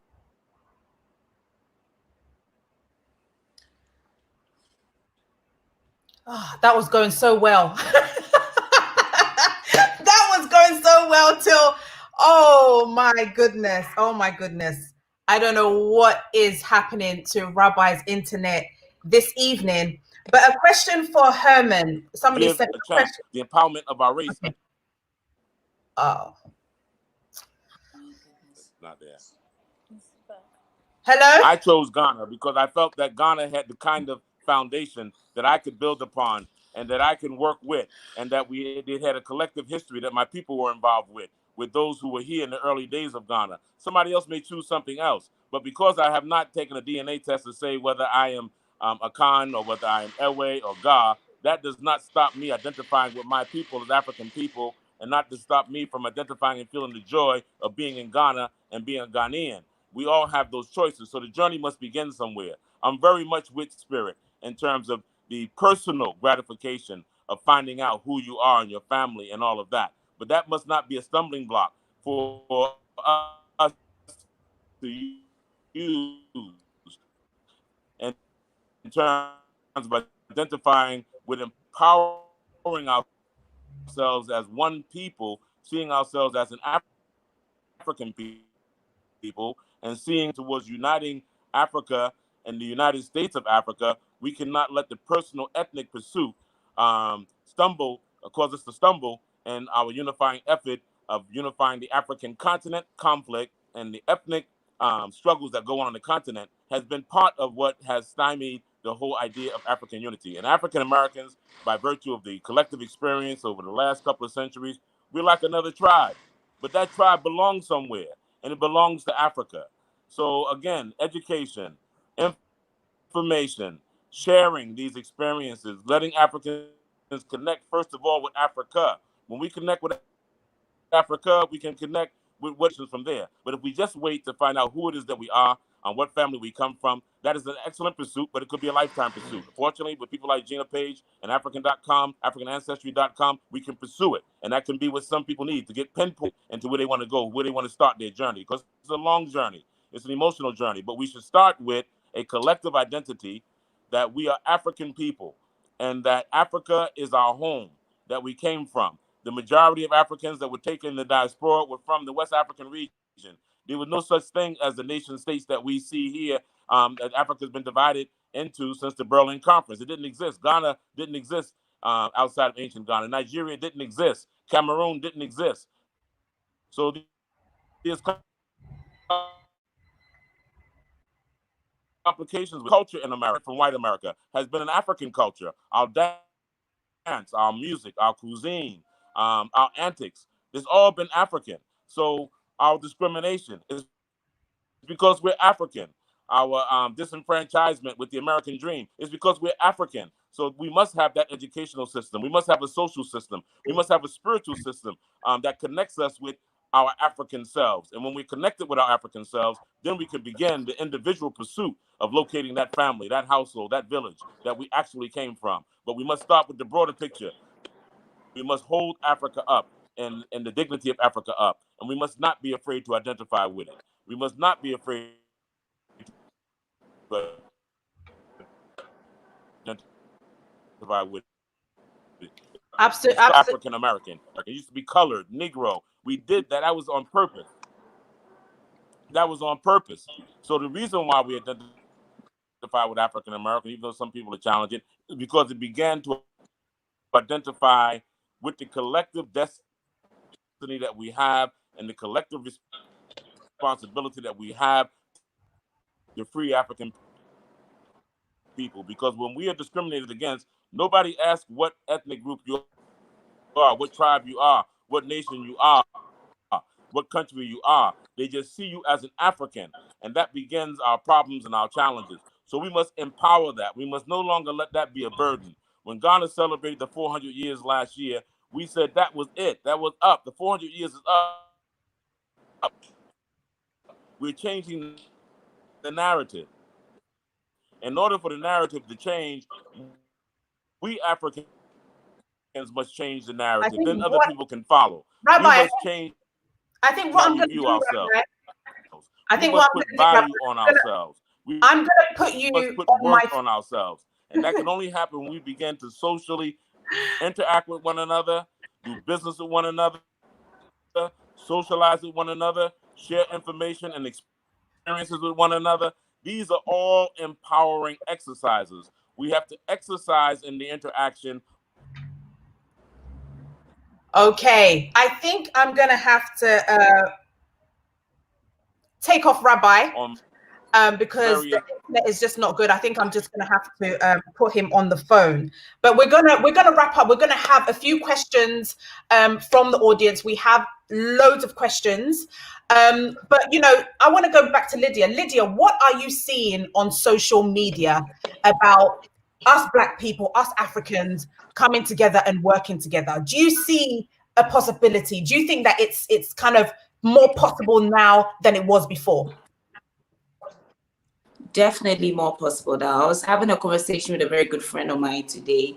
And I said, for the first time since, you know, I started talking about, you know, Black Lives Matter, you know, bridging the gap between, you know, Africans in the diaspora and, you know, Africans here. I am seeing a lot more people talking, engaging. They might not always get it right, but they're interested enough to have a conversation.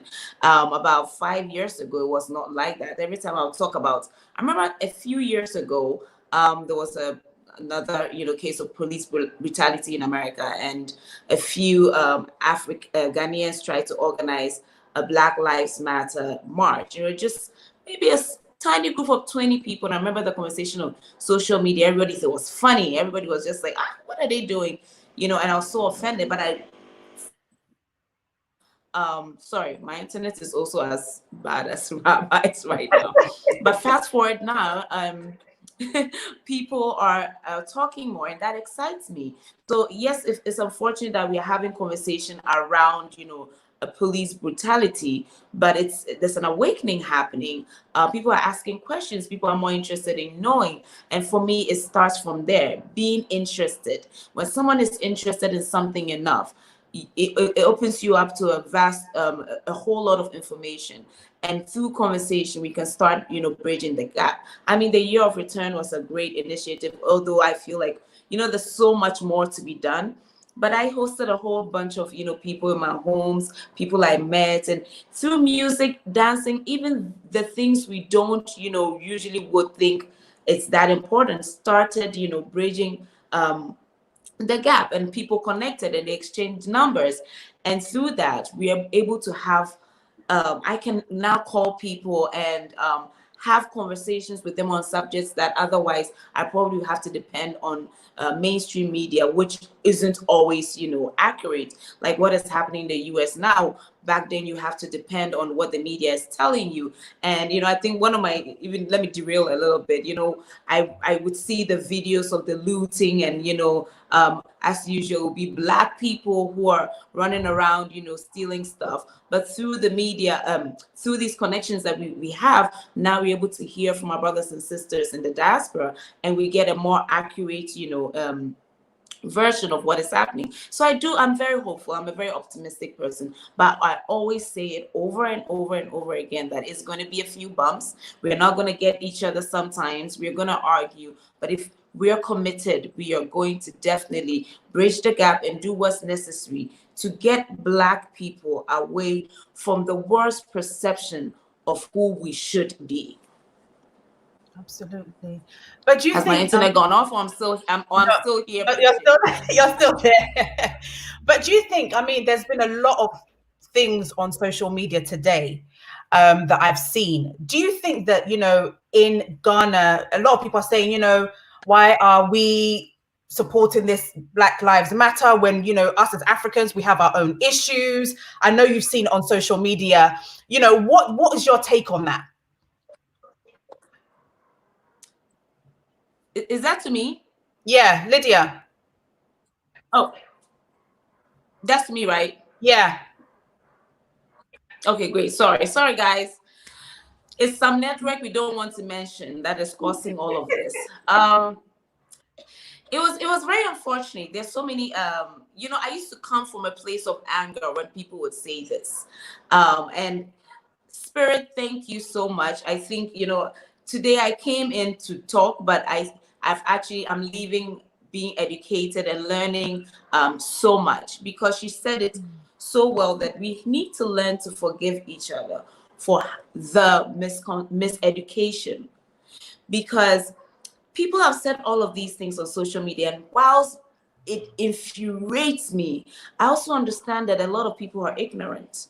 A lot of people are going based on what they've heard and what the media has told them. So they don't completely get it. And it's an opportunity for us to not always respond in anger. I know, I've had a few petty moments myself, but I always have to remember the bigger picture. It's an opportunity to educate people, because you know what? Yes, we are going through, the issue of tribalism has come here. We've talked about, poverty in Africa. Nobody is negating the importance of speaking on these things, but we have to recognize that Black people, especially in the diaspora, they are targeted. It's not the issue of, it's just poverty that we are all trying to fix. It is targeted police brutality. So when people are speaking on all of these things with a lot of ignorance, I feel like it's an opportunity for us to come. I'm having to learn this, to come in and respond with education. More than anything, that's what people need. If we're talking about Black Lives Matter, and in America people are talking about all lives matter, and we are able to find it within us to educate, when I know it is infuriating and irritating, we need to do the same here. Because if we always respond in anger, which is the immediate, reaction, but if we always do, where is the teaching, moment? So I'm using the period to, educate people who are open to it. And then there are people who, they just have to go, they're going to get it. But I'm using the opportunity to try and, so a few people have to get, but I'm trying to use the opportunity to educate as many people as possible who make, some of these what I call ignorance comparisons. Absolutely. Spirit, you have a question on the screen. I don't know whether you can read it out and answer the question for us. Okay, yeah, so Lala, she's asking how we treat the hurt African Americans have harbored against Africans for slavery and vice versa, for the mean names African Americans have called Africans, like African booty scratcher, and how do we change that generational hurt? And so I think first and foremost, we have to think about that in terms of context. So for example, we have to recognize, and I think it's important for Africans to understand that part of the hurt that a lot of African Americans will harbor, and a lot of us don't even know, to be quite honest with you, whether it is fact or whether it is something that has been passed down. But what a lot of African Americans understand at the end of the day is that the reason why we even came to the Americas was not just because we were stolen from our land, but because we were sold to this place. We were given to this place, and that required the cooperation of Africans to do that to us. So there is a hurt also within that disconnect that says you were my family, but you also sent me off to this life. And so we have to do some healing and some education around that to know what is true and what is not true in order to have an understanding of context. So I think that that's, one point of that.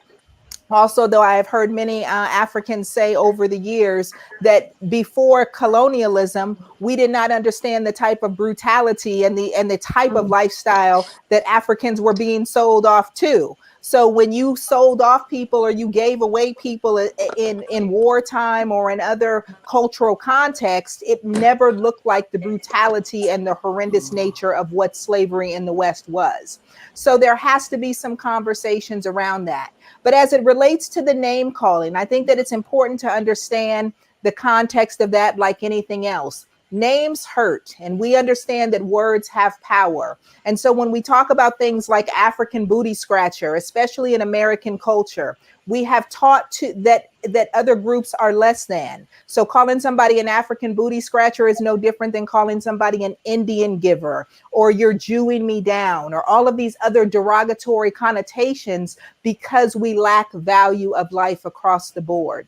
And so what we have to learn is we have to learn how to give context, but also to give apology, and also to have grace and forgiveness, recognizing that these things were put upon us to intentionally keep us divided. And we have to be willing to be motivated to move past that, to see the bigger picture, to recognize what is harmful and what is wounding to one another, and to commit to building a new bridge. So we say, I didn't recognize that had that context for you. I didn't recognize that meant that to you, or that would wound you in that way.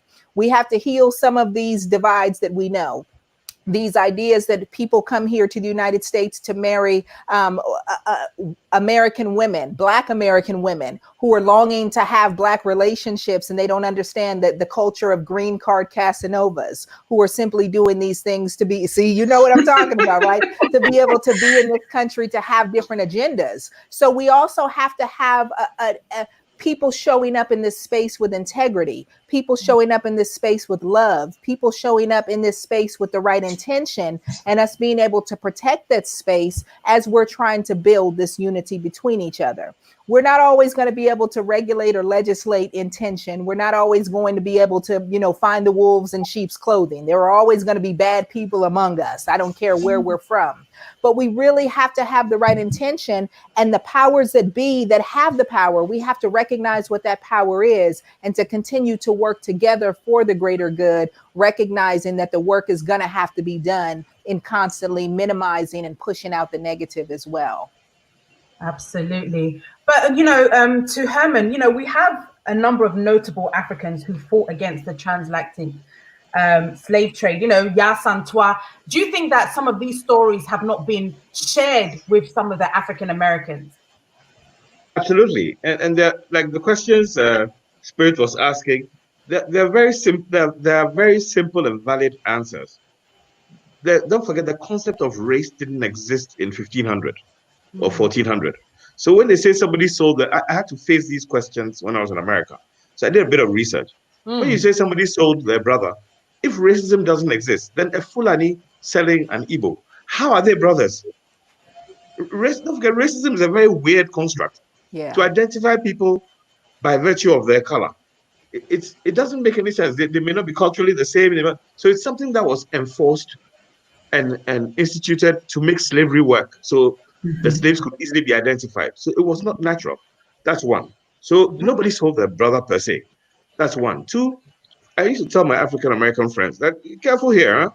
A lot of people who ended up on the plantations went and they were actually slavers themselves. They went to a war and they lost.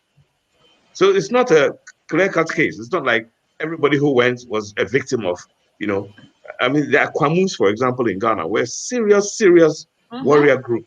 Yeah. Who lost the war and were sold into was American Virgin Islands. The Maroons. The Maroons in Jamaica. They were hardcore warriors. These are people who shamelessly raided and sold. There are lots of stories also of people who did bad deals with a Portuguese group. And because they took the stuff and didn't supply the slaves, they were captured and sold. So lots of royals also ended up on that side. So finger pointing doesn't quite work. And I think what's more important is our confidence in terms of where our mind is today. As I sit here, I'm a totally confident African, happy to be African. I've told you, 2 of my great-grandmothers were on the plantation. You think somebody can call me some funny name and I care? I don't care, because I'm African. I have integrated back into Africa and I have no worries. So they can call me what they want. I have no desire for them. I don't care what anybody thinks. They can put anything on TV. It's funny. I can even watch it and laugh, because the problem can be fixed. I mean, if whoever racist person goes on air and Trump says Africa is shithole, that's so funny. He's like a comedian, because it doesn't affect my life. He's not my friend. I never expected him to be my friend. I don't live in America, so it doesn't control my life. I live in Ghana. I use my KK and I'm happy.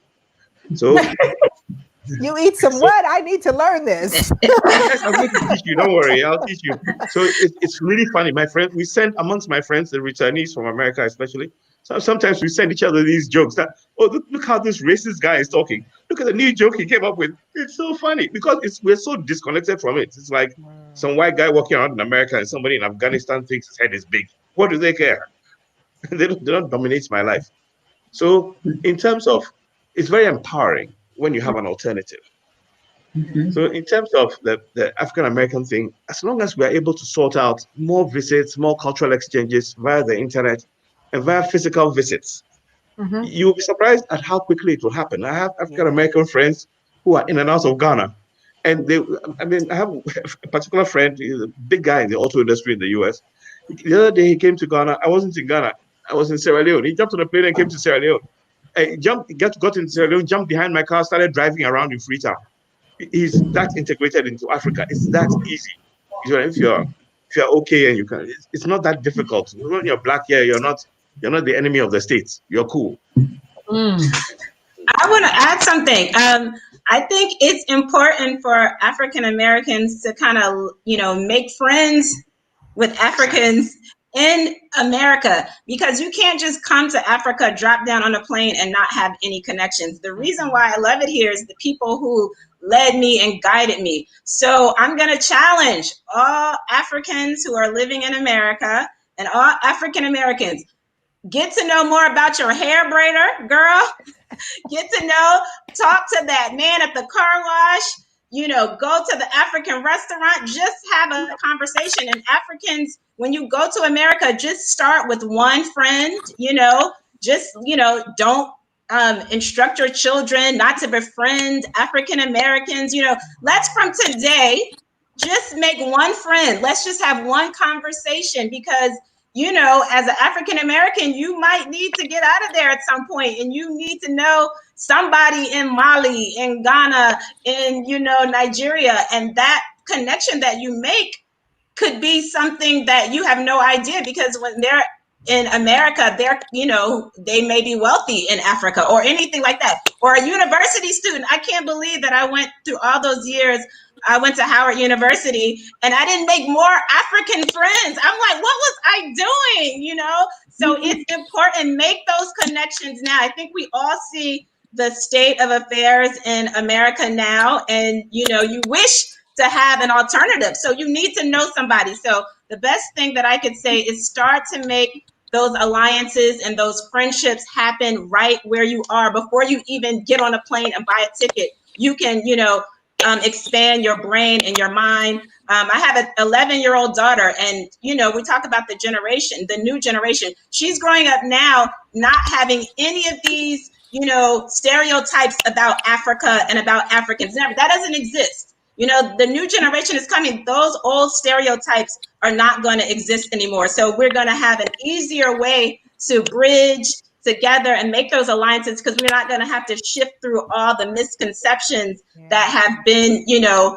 happening, you know, all these other generations. So I feel like the future is bright. It's happening. You know, it's going to take time, but I feel like it's definitely happening. Absolutely. So is this an invitation? Are you guys all my friends now? Because I need some places to come and stay. Girl, you guys are friends. Come on. Bring it on, bring it on, bring it on, bring it on. Don't act like you don't know when I call. Bring it on. And we don't live in huts, so bring it on. Listen, even if you did, I can rough it. I just want to learn.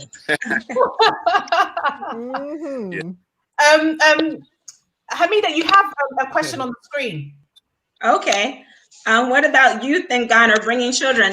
I think this is something that I find like so interesting. You know, people, even some Ghanaians, you know, like, oh, I don't want to bring my children to Ghana. There's nothing for them to do. I think if you're a creative parent, or, you know, you can find so many interesting things. There's so many learning opportunities. You know, like I said, I have a daughter, 11 years old. She comes to Ghana all the time. She's looking forward, you know, she loves Africa. So that is the kind of child, as I think somebody mentioned at the beginning, you know, many African Americans are not global citizens, and we need to be.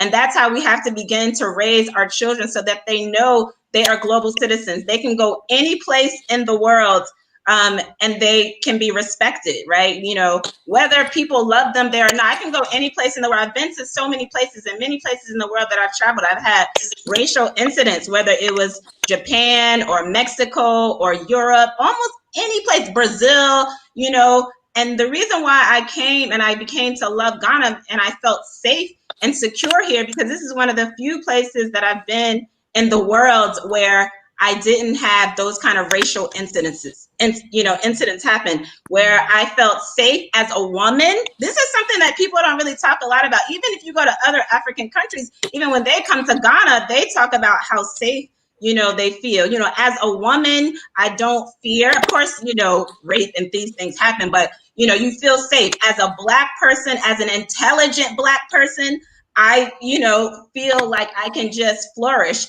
I worked in corporate America. You know, I was always, you know, worrying about the parents, you know, of the world. And I just feel like, I want to say something too. It just, when you live in America and you're constantly being terrorized, you can't really think, you know, ever kind of get your thoughts straight. So even if you don't move to Africa, I mean, everybody's not going to move, and that's okay. But something, you might need 2 weeks just to come so you can just pause, think. You're not constantly being poked and prodded with racism and like, you know, you can just think about regular things. Like people are talking about the protest and the march. I'm like, I want to just go talk about saving the whales or, you know, the dolphins and clean water. I don't want in 2020 to be protesting that Black Lives Matter. Are you serious? In 2020, we still have, my parents were in every Black nationalist organization that existed. And I still, a next generation, I still got to be marching and talking about this. Like, no, like it's just crazy. Yeah, it is crazy. But Herman, what is this? What are these keys? Can you tell us about the history of these keys and this person? I'm going to guess. The Osu Castle was conquered by the Akwamus, I believe. Yeah. They took it of the Danes, and they took the keys, and that those are the keys. Am I correct? Yes. Yes. Yeah. They beat the Danes and locked up the castle. Yes. You know how I know? How do you know? Another side of my family, the Hesse side of my family, is descended from a German doctor who moved to Ghana and was the doctor for the Danes who lived in that castle. That's how that part of our family came to Ghana. That's why I'm called Hesse. Wow. So in our family history, it's all in there. These keys are in Ghana. We have so much history. These keys are still in Ghana. And what about this, Herman? Who's this? This is Okofanochi, the big warrior. This is Yasantwa. Oh, Yasantu, sorry. Yasantu, I've seen this picture before. Yasantu, the big warrior. That's what I meant to say. The big warrior lady. Yes. Who fought the British. Yes. And then this is King Prempeh. Prempeh, who was in Sierra Leone and then Seychelles. You know he was in Sierra Leone? No. Yes, he lived in Sierra Leone for 4 years. Until they realized that the British realized they were going to be attacked in Sierra Leone. So they took him to Seychelles, which is an island, because they believed Ashantis don't like water. And there he stayed for 20 years or so before he came back to Ghana. So how many Netflix movies do we have in Africa? So many stories untold. I mean, many more. And you know, I mean, you know, you've launched your African Echoes. Yes, African Echoes. The audiobook thing. We can't move because of Corona. After the Corona, we'll reactivate. Okay. So we haven't launched yet. By the end of the year, it'll be active. All these stories will come through, and better people than me will tell them. Okay, so question time. So, I mean, can you read this?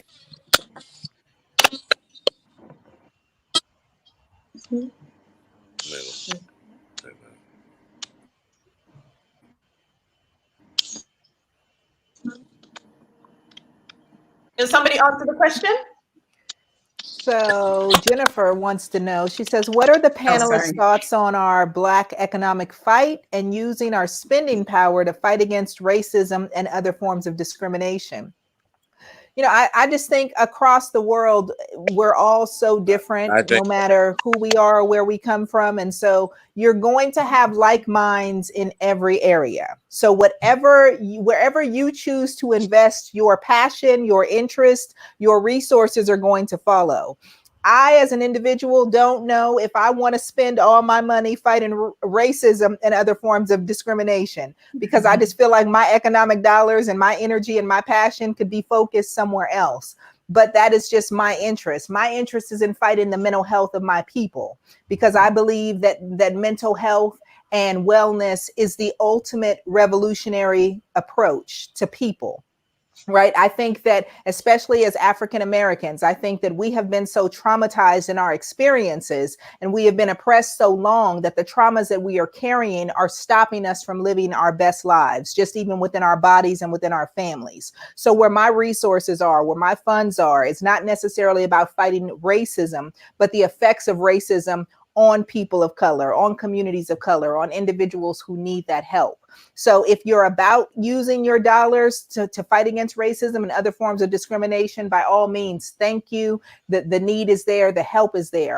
But I think that racism is probably as old as humankind. We will always figure out ways to divide ourselves, to oppress and suppress and have supremacy and all of those things. So I think we just have to be intentional about where our passions lie and let our resources go in that direction as well. Okay. Any comment from you, Hamida, on that as well? Yeah, I think the United States is a capitalist system, so the dollar runs everything. I think right now, in the past few days, on the Blackout Tuesday, we saw so many major corporations who were putting up posts. They're like, we're down, because they know that Black Americans and Black people in America spend trillions of dollars a year, right? The biggest so consumers. So it is a power that we could use economically if it was directed in a certain kind of way. Like, nah, that company is not, they're supporting this political party or this system or whatever. And so I think that there is that is really how we could control things. Even if we never leave America and never step foot in Africa, using our dollars, to control how we spend and support the companies, the politicians, whoever it is that, are working in our favor, I think it's power. So that economic, focus is quite important. I think it's something that we should look to, as many people cannot, leave. So that's our power. Okay. Herman, do you want to say something to that as well? Yeah, very quickly. It's as she says, it's a very powerful tool. Don't forget, when they had that bus issue in Selma, it was a very effective tool. And the people have to tell the truth very quickly in a matter of weeks. Right. You see what I mean? So well, I guess it was about a year, but it still made some change. It took about a year. That's how. That's how stubborn they were. Right? It took a year. Yeah. Yes. My God. Yes. They're hardcore. Yeah. But people can't take a year anymore. That's why we see all the companies. I'm not going to name their names. That's why you see all these top companies posting their blackout message. They're like, don't keep your dollars with us. Keep your dollars with us. And the response of African-American people have been, that's really great that you're putting up these posts. Can we please see pictures of your executives and your board, right? Because if you really believe what it is that you're talking about, then you should have people that look like us. And there's not just people of color and white, but we are all different, right? And so Black people and African-American people have different needs. Absolutely. We have a question from somebody on the phone. Please say your name and your question, please. So I don't in particular have a question. I want to add a statement to what Rabbi in Spirit was saying. My name is Prince Anthony. The myth behind selling Africans to the West during the transatlantic slave trade, I think is very wrong, because a lot of people fought against the slave trade. People like Riaz, which was shown, she herself was captured and taken to the Seychelles Island. And so the people that followed her may probably have ended up in the United States. Prince Asmani of Akwemu, which Herman mentioned, he, as a trader, learned how to speak the Danish language to go to the Christianborg Castle, to seize the castle. He freed a lot of people. So there were some of us that fought against Africans being sold. That's just what I wanted to add to it. Thank you. Which are the stories that I think matter, right? Because it sets a different narrative. It's not that we meant to do this to you, but we fought because we loved you and we wanted you here. I think that those stories and breaking down those walls become so important. Absolutely, absolutely. So I'm going to take two more questions because we have run over, because the conversation is so hot and everybody's just so interested in it. I've got loads of questions and people are calling me and DMing me, they want Spirit to say stuff. They want to ask so many questions. But, I think we might even have to do a part 2. But let's go to Jeffrey's question. I don't know whether Spirit, you can read that question.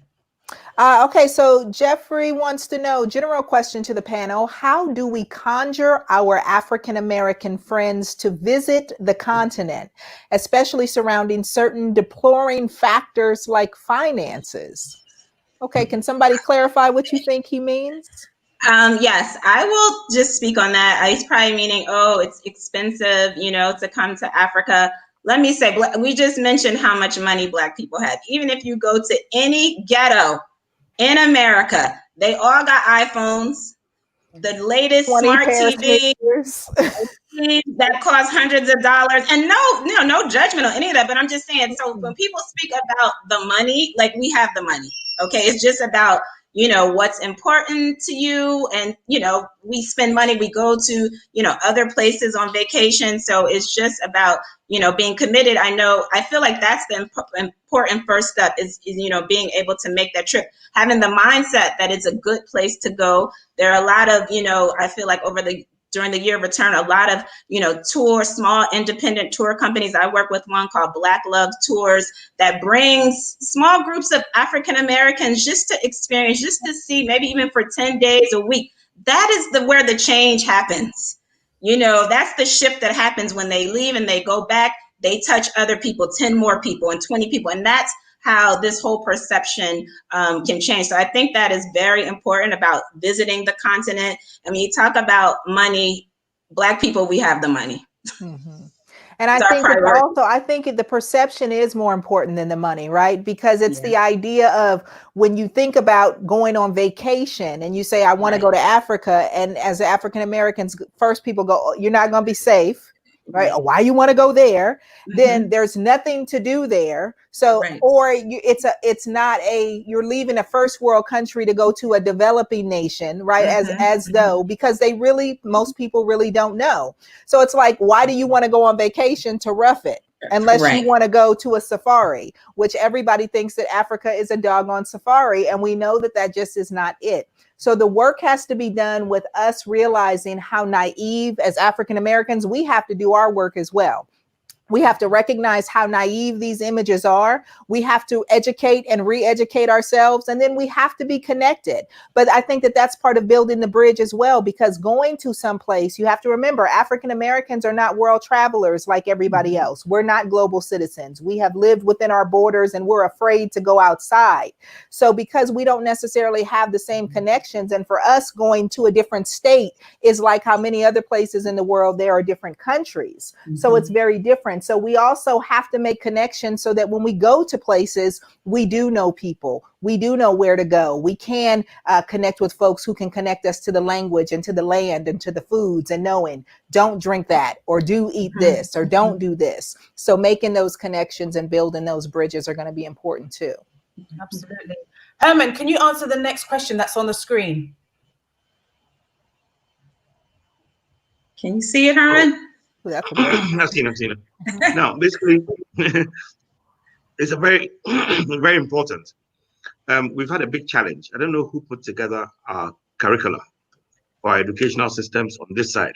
On the American side, well, it's enemy radio, so we understand. But on our side, I wonder who put it together when they're teaching us about European history, when we don't even understand our own history in depth. We don't understand enough of our own history. It took me living in America, hanging out with the African-American conscious crew to know a lot of things about Africa, but to be motivated to go and find out. And I'm blown away constantly at what I found out. And I'm blown away by the fact that it wasn't taught to me in school. I don't understand. Whatever they're doing, thankfully, today we have a bypass. The internet exists, and we can educate ourselves and our children through the third rail. We don't have to depend on the smartness of our ministers of education. So I think the internet is going to make it more and more possible for us to have the right orientation. And the information is kind of free. It's all over the place. I mean, look what's happening with this Black Lives Matter. It's all over our press. Nobody educated us on it. It's all over the place. We were just seeing it online, it's on social media. So, heck, it's sorted. And I think African history will go through that.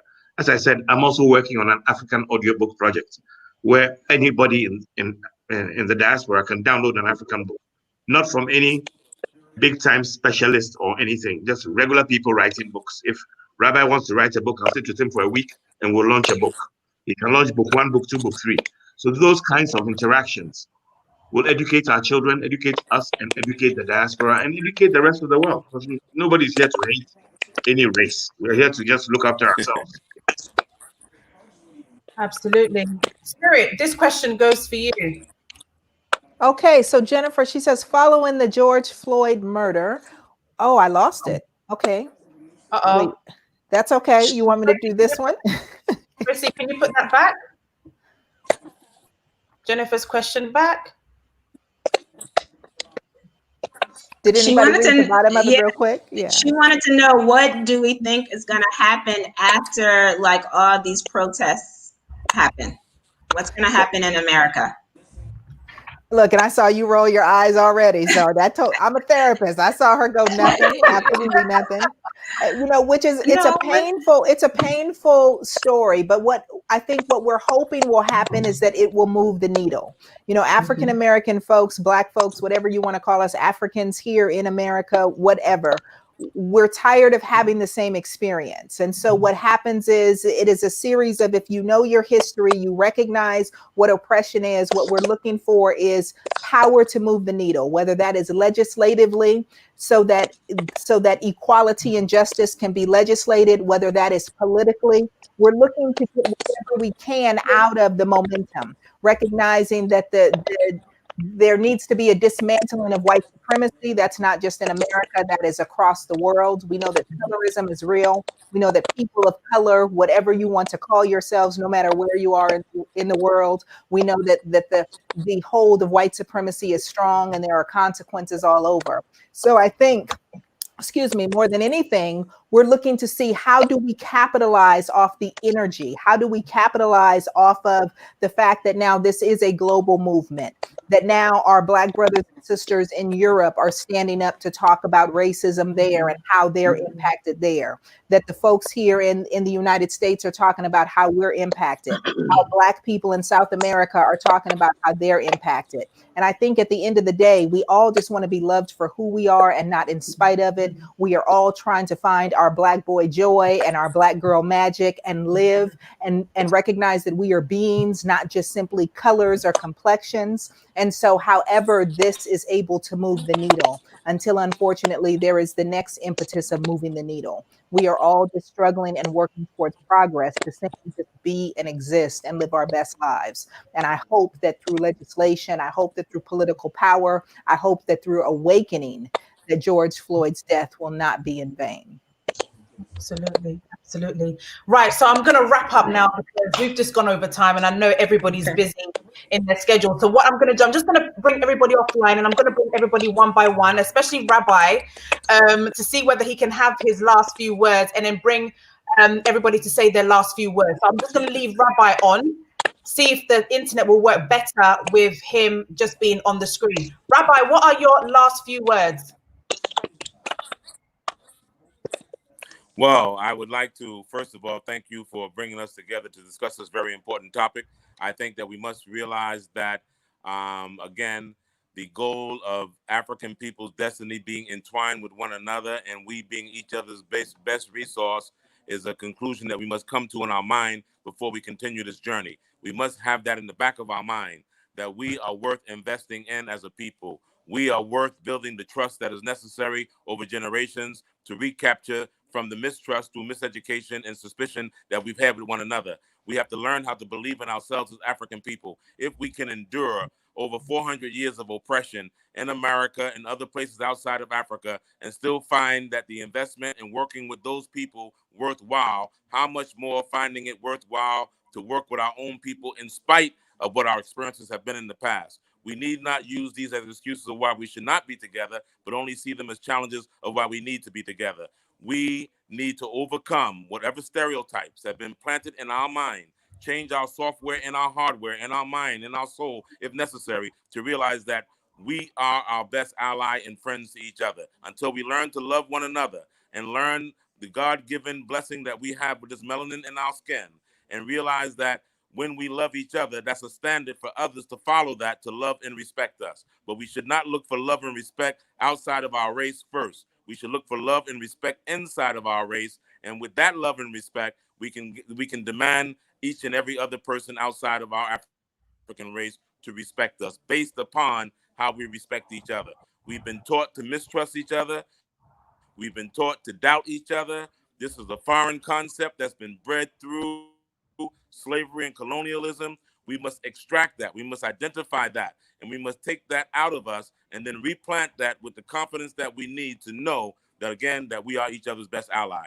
Based upon that, we can set ourselves on a path to accomplish whatever other challenges it is that face us as a people. But we cannot face those challenges as a divided family. We cannot face those challenges as long as we mistrust each other and doubt each other. No matter how that mistrust and doubt may be founded upon whatever realities, that must be a part of our past. We cannot go forward if we carry that baggage with us. And again, as I say, if we're willing to live in America, to work every day in corporations, on jobs, in society, amongst the people that one time have oppressed our people in a system of white supremacy, which we recognize, and we have that tolerance for patience to work it out, then we should exercise that tolerance and patience with each other as African people and learn how to build that as a solid foundation of how we can recover our proper mind, our proper spirit, and our proper soul to go forward. Thank you so much. Thank you, Rabbi. Thank you so much for joining us on the show. And what book, people are asking, what book would you recommend for people to read about our history? What book would you recommend, if there's any books at all? I would recommend Chancellor Williams' The Destruction of Black Civilization, Sheikh Anta Diop, The African Origin of Western Civilization, Dr. Yosef Ben Yakanan, the African Family. I would recommend that those books are primary, The Philosophies and Opinions of the Honorable Marcus Mosiah Garvey, as collected by his wife, Amy Jocks Garvey, and that we have a number of volumes, but those lay an excellent foundation for us to recover our African mind and to go forward. Thank you so much, Rabbi. Thank you. Thank you. Now I'm going to have my Mohameda. Hi.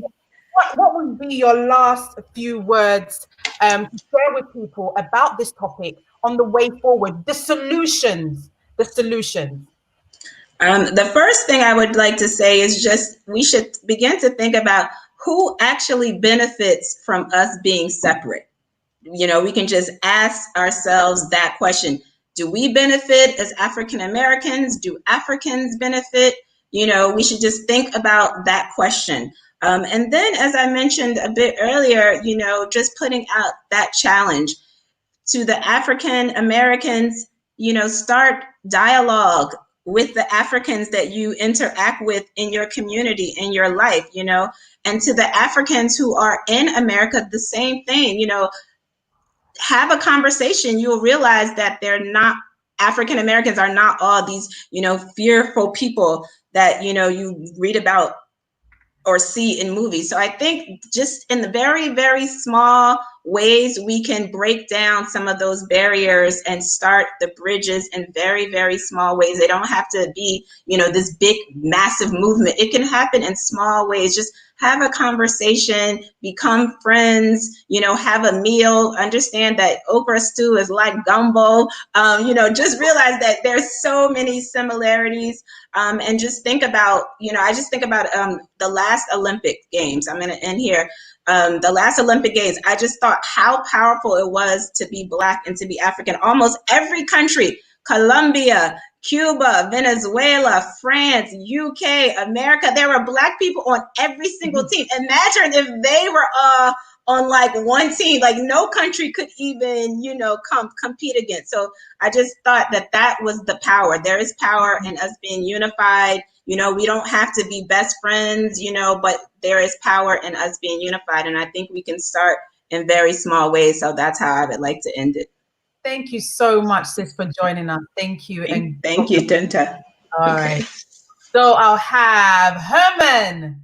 What is our action? What do we do now, Herman, to move forward?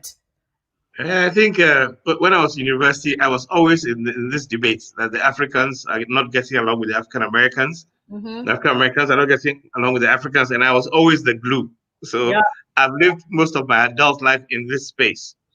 I think, as Mohammed has said, it's not that difficult, really. We have the same challenges, we have the same issues.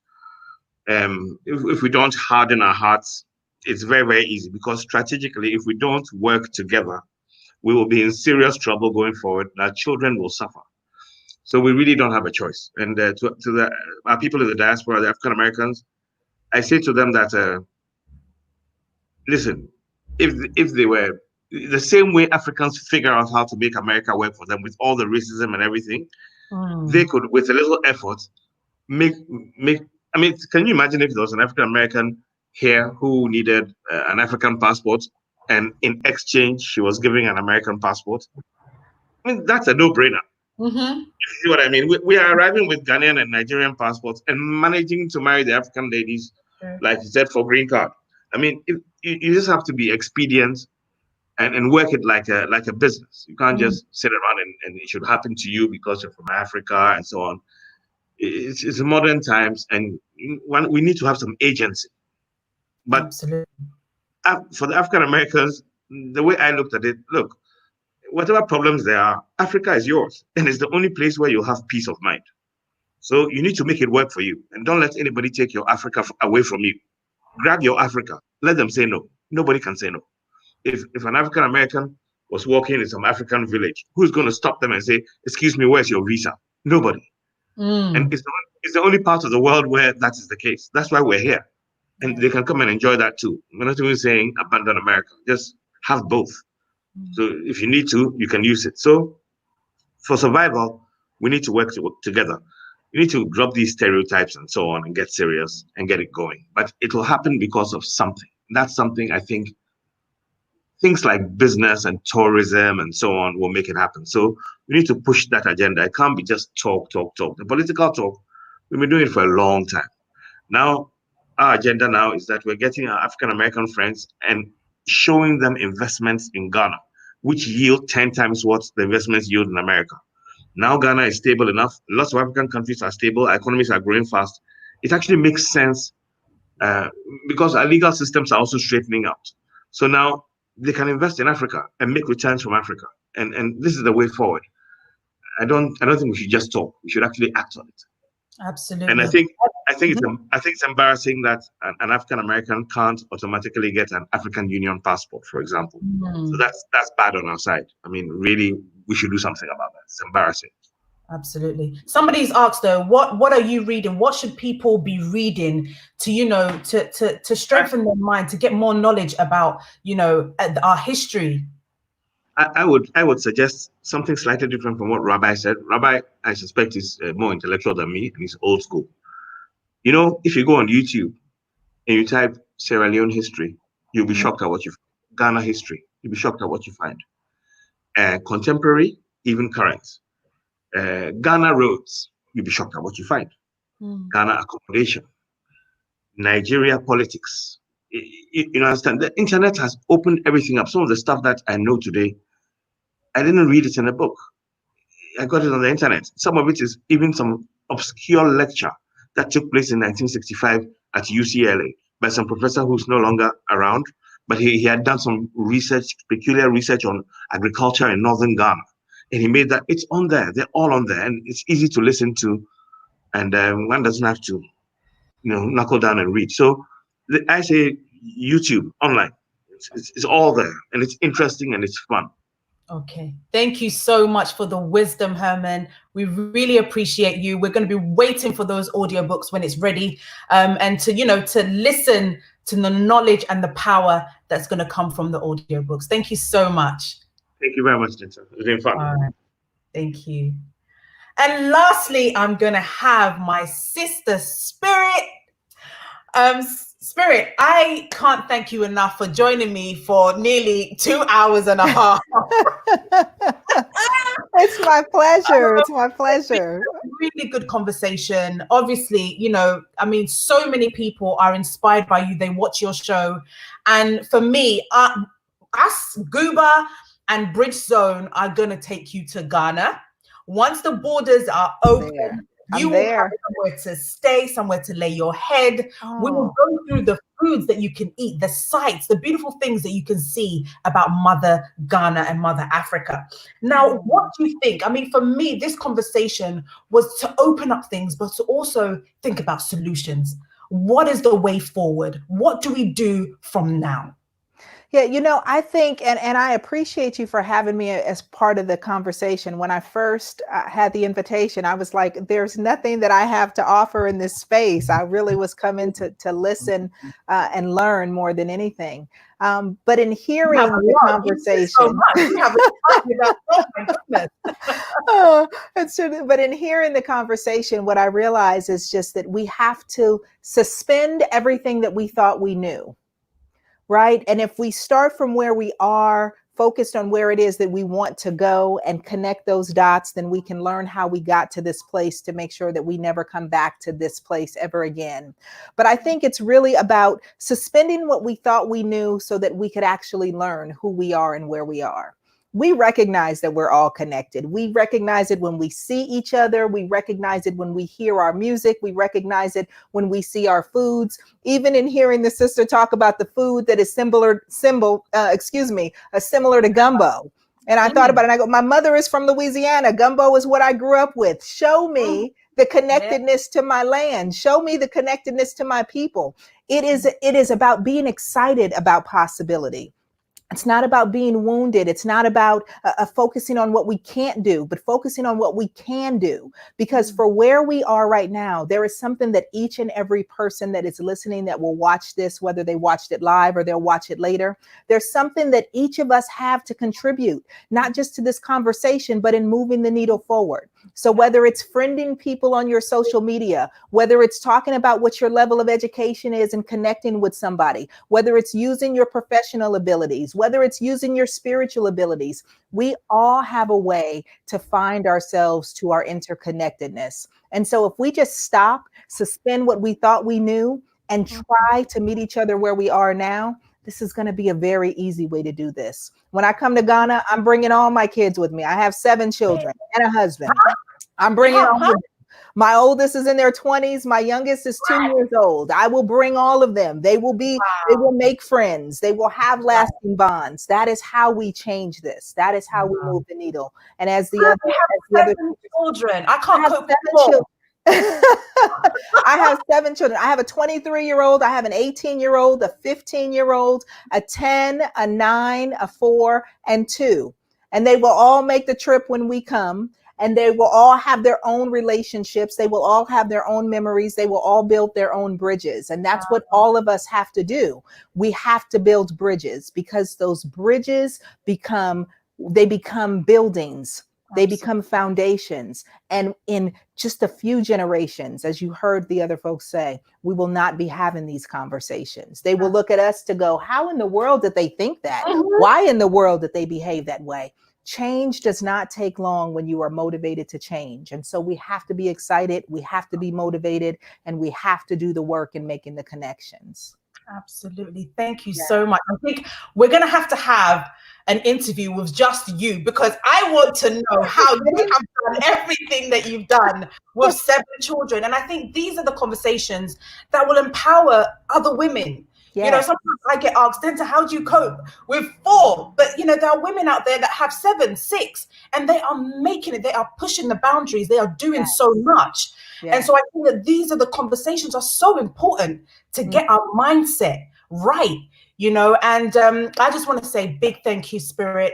My absolute amazing. Anytime you call, I'll come anytime you call. We love you so much, and we thank you so much for the work that you're doing, especially mental health, especially with, you know, just getting our mind right.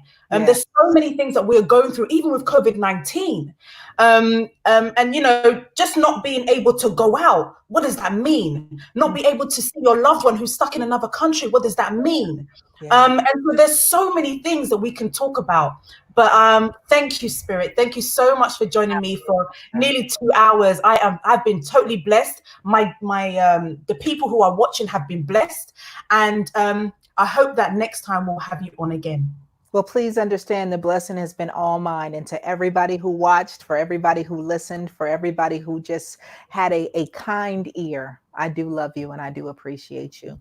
Thank you so much for having me. Thank you, Spirit. Oh, absolutely amazing. Guys, I've kept you for 2.5 hours and I know that you've enjoyed the show. It's been incredible. Look, if you haven't subscribed to my YouTube, click the subscribe button now, because we're going to be doing more of these conversations. Share it with a loved one. If you are on the Facebook with the Denta Show, click the like button, guys.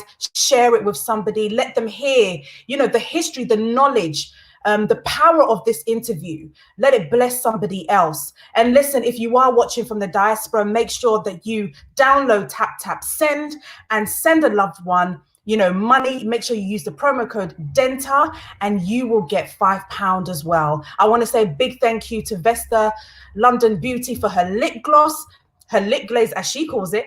Thank you so much for that. And thank you for everybody who has spent your time with me. I can't say thank you enough, but make sure that you spread the word. Next week will be another topic. Let me know if you have any topics. Let me know if you want to invest in Africa. Let me know if you want any partnerships. Let me know if you're in the diaspora and you want to come to Africa. Gooba is there. Bridge Zone is there. There's so many organizations that will bring you to Africa. So I say good night, God bless, and see you next week on Thursday night for a date. Bye-bye.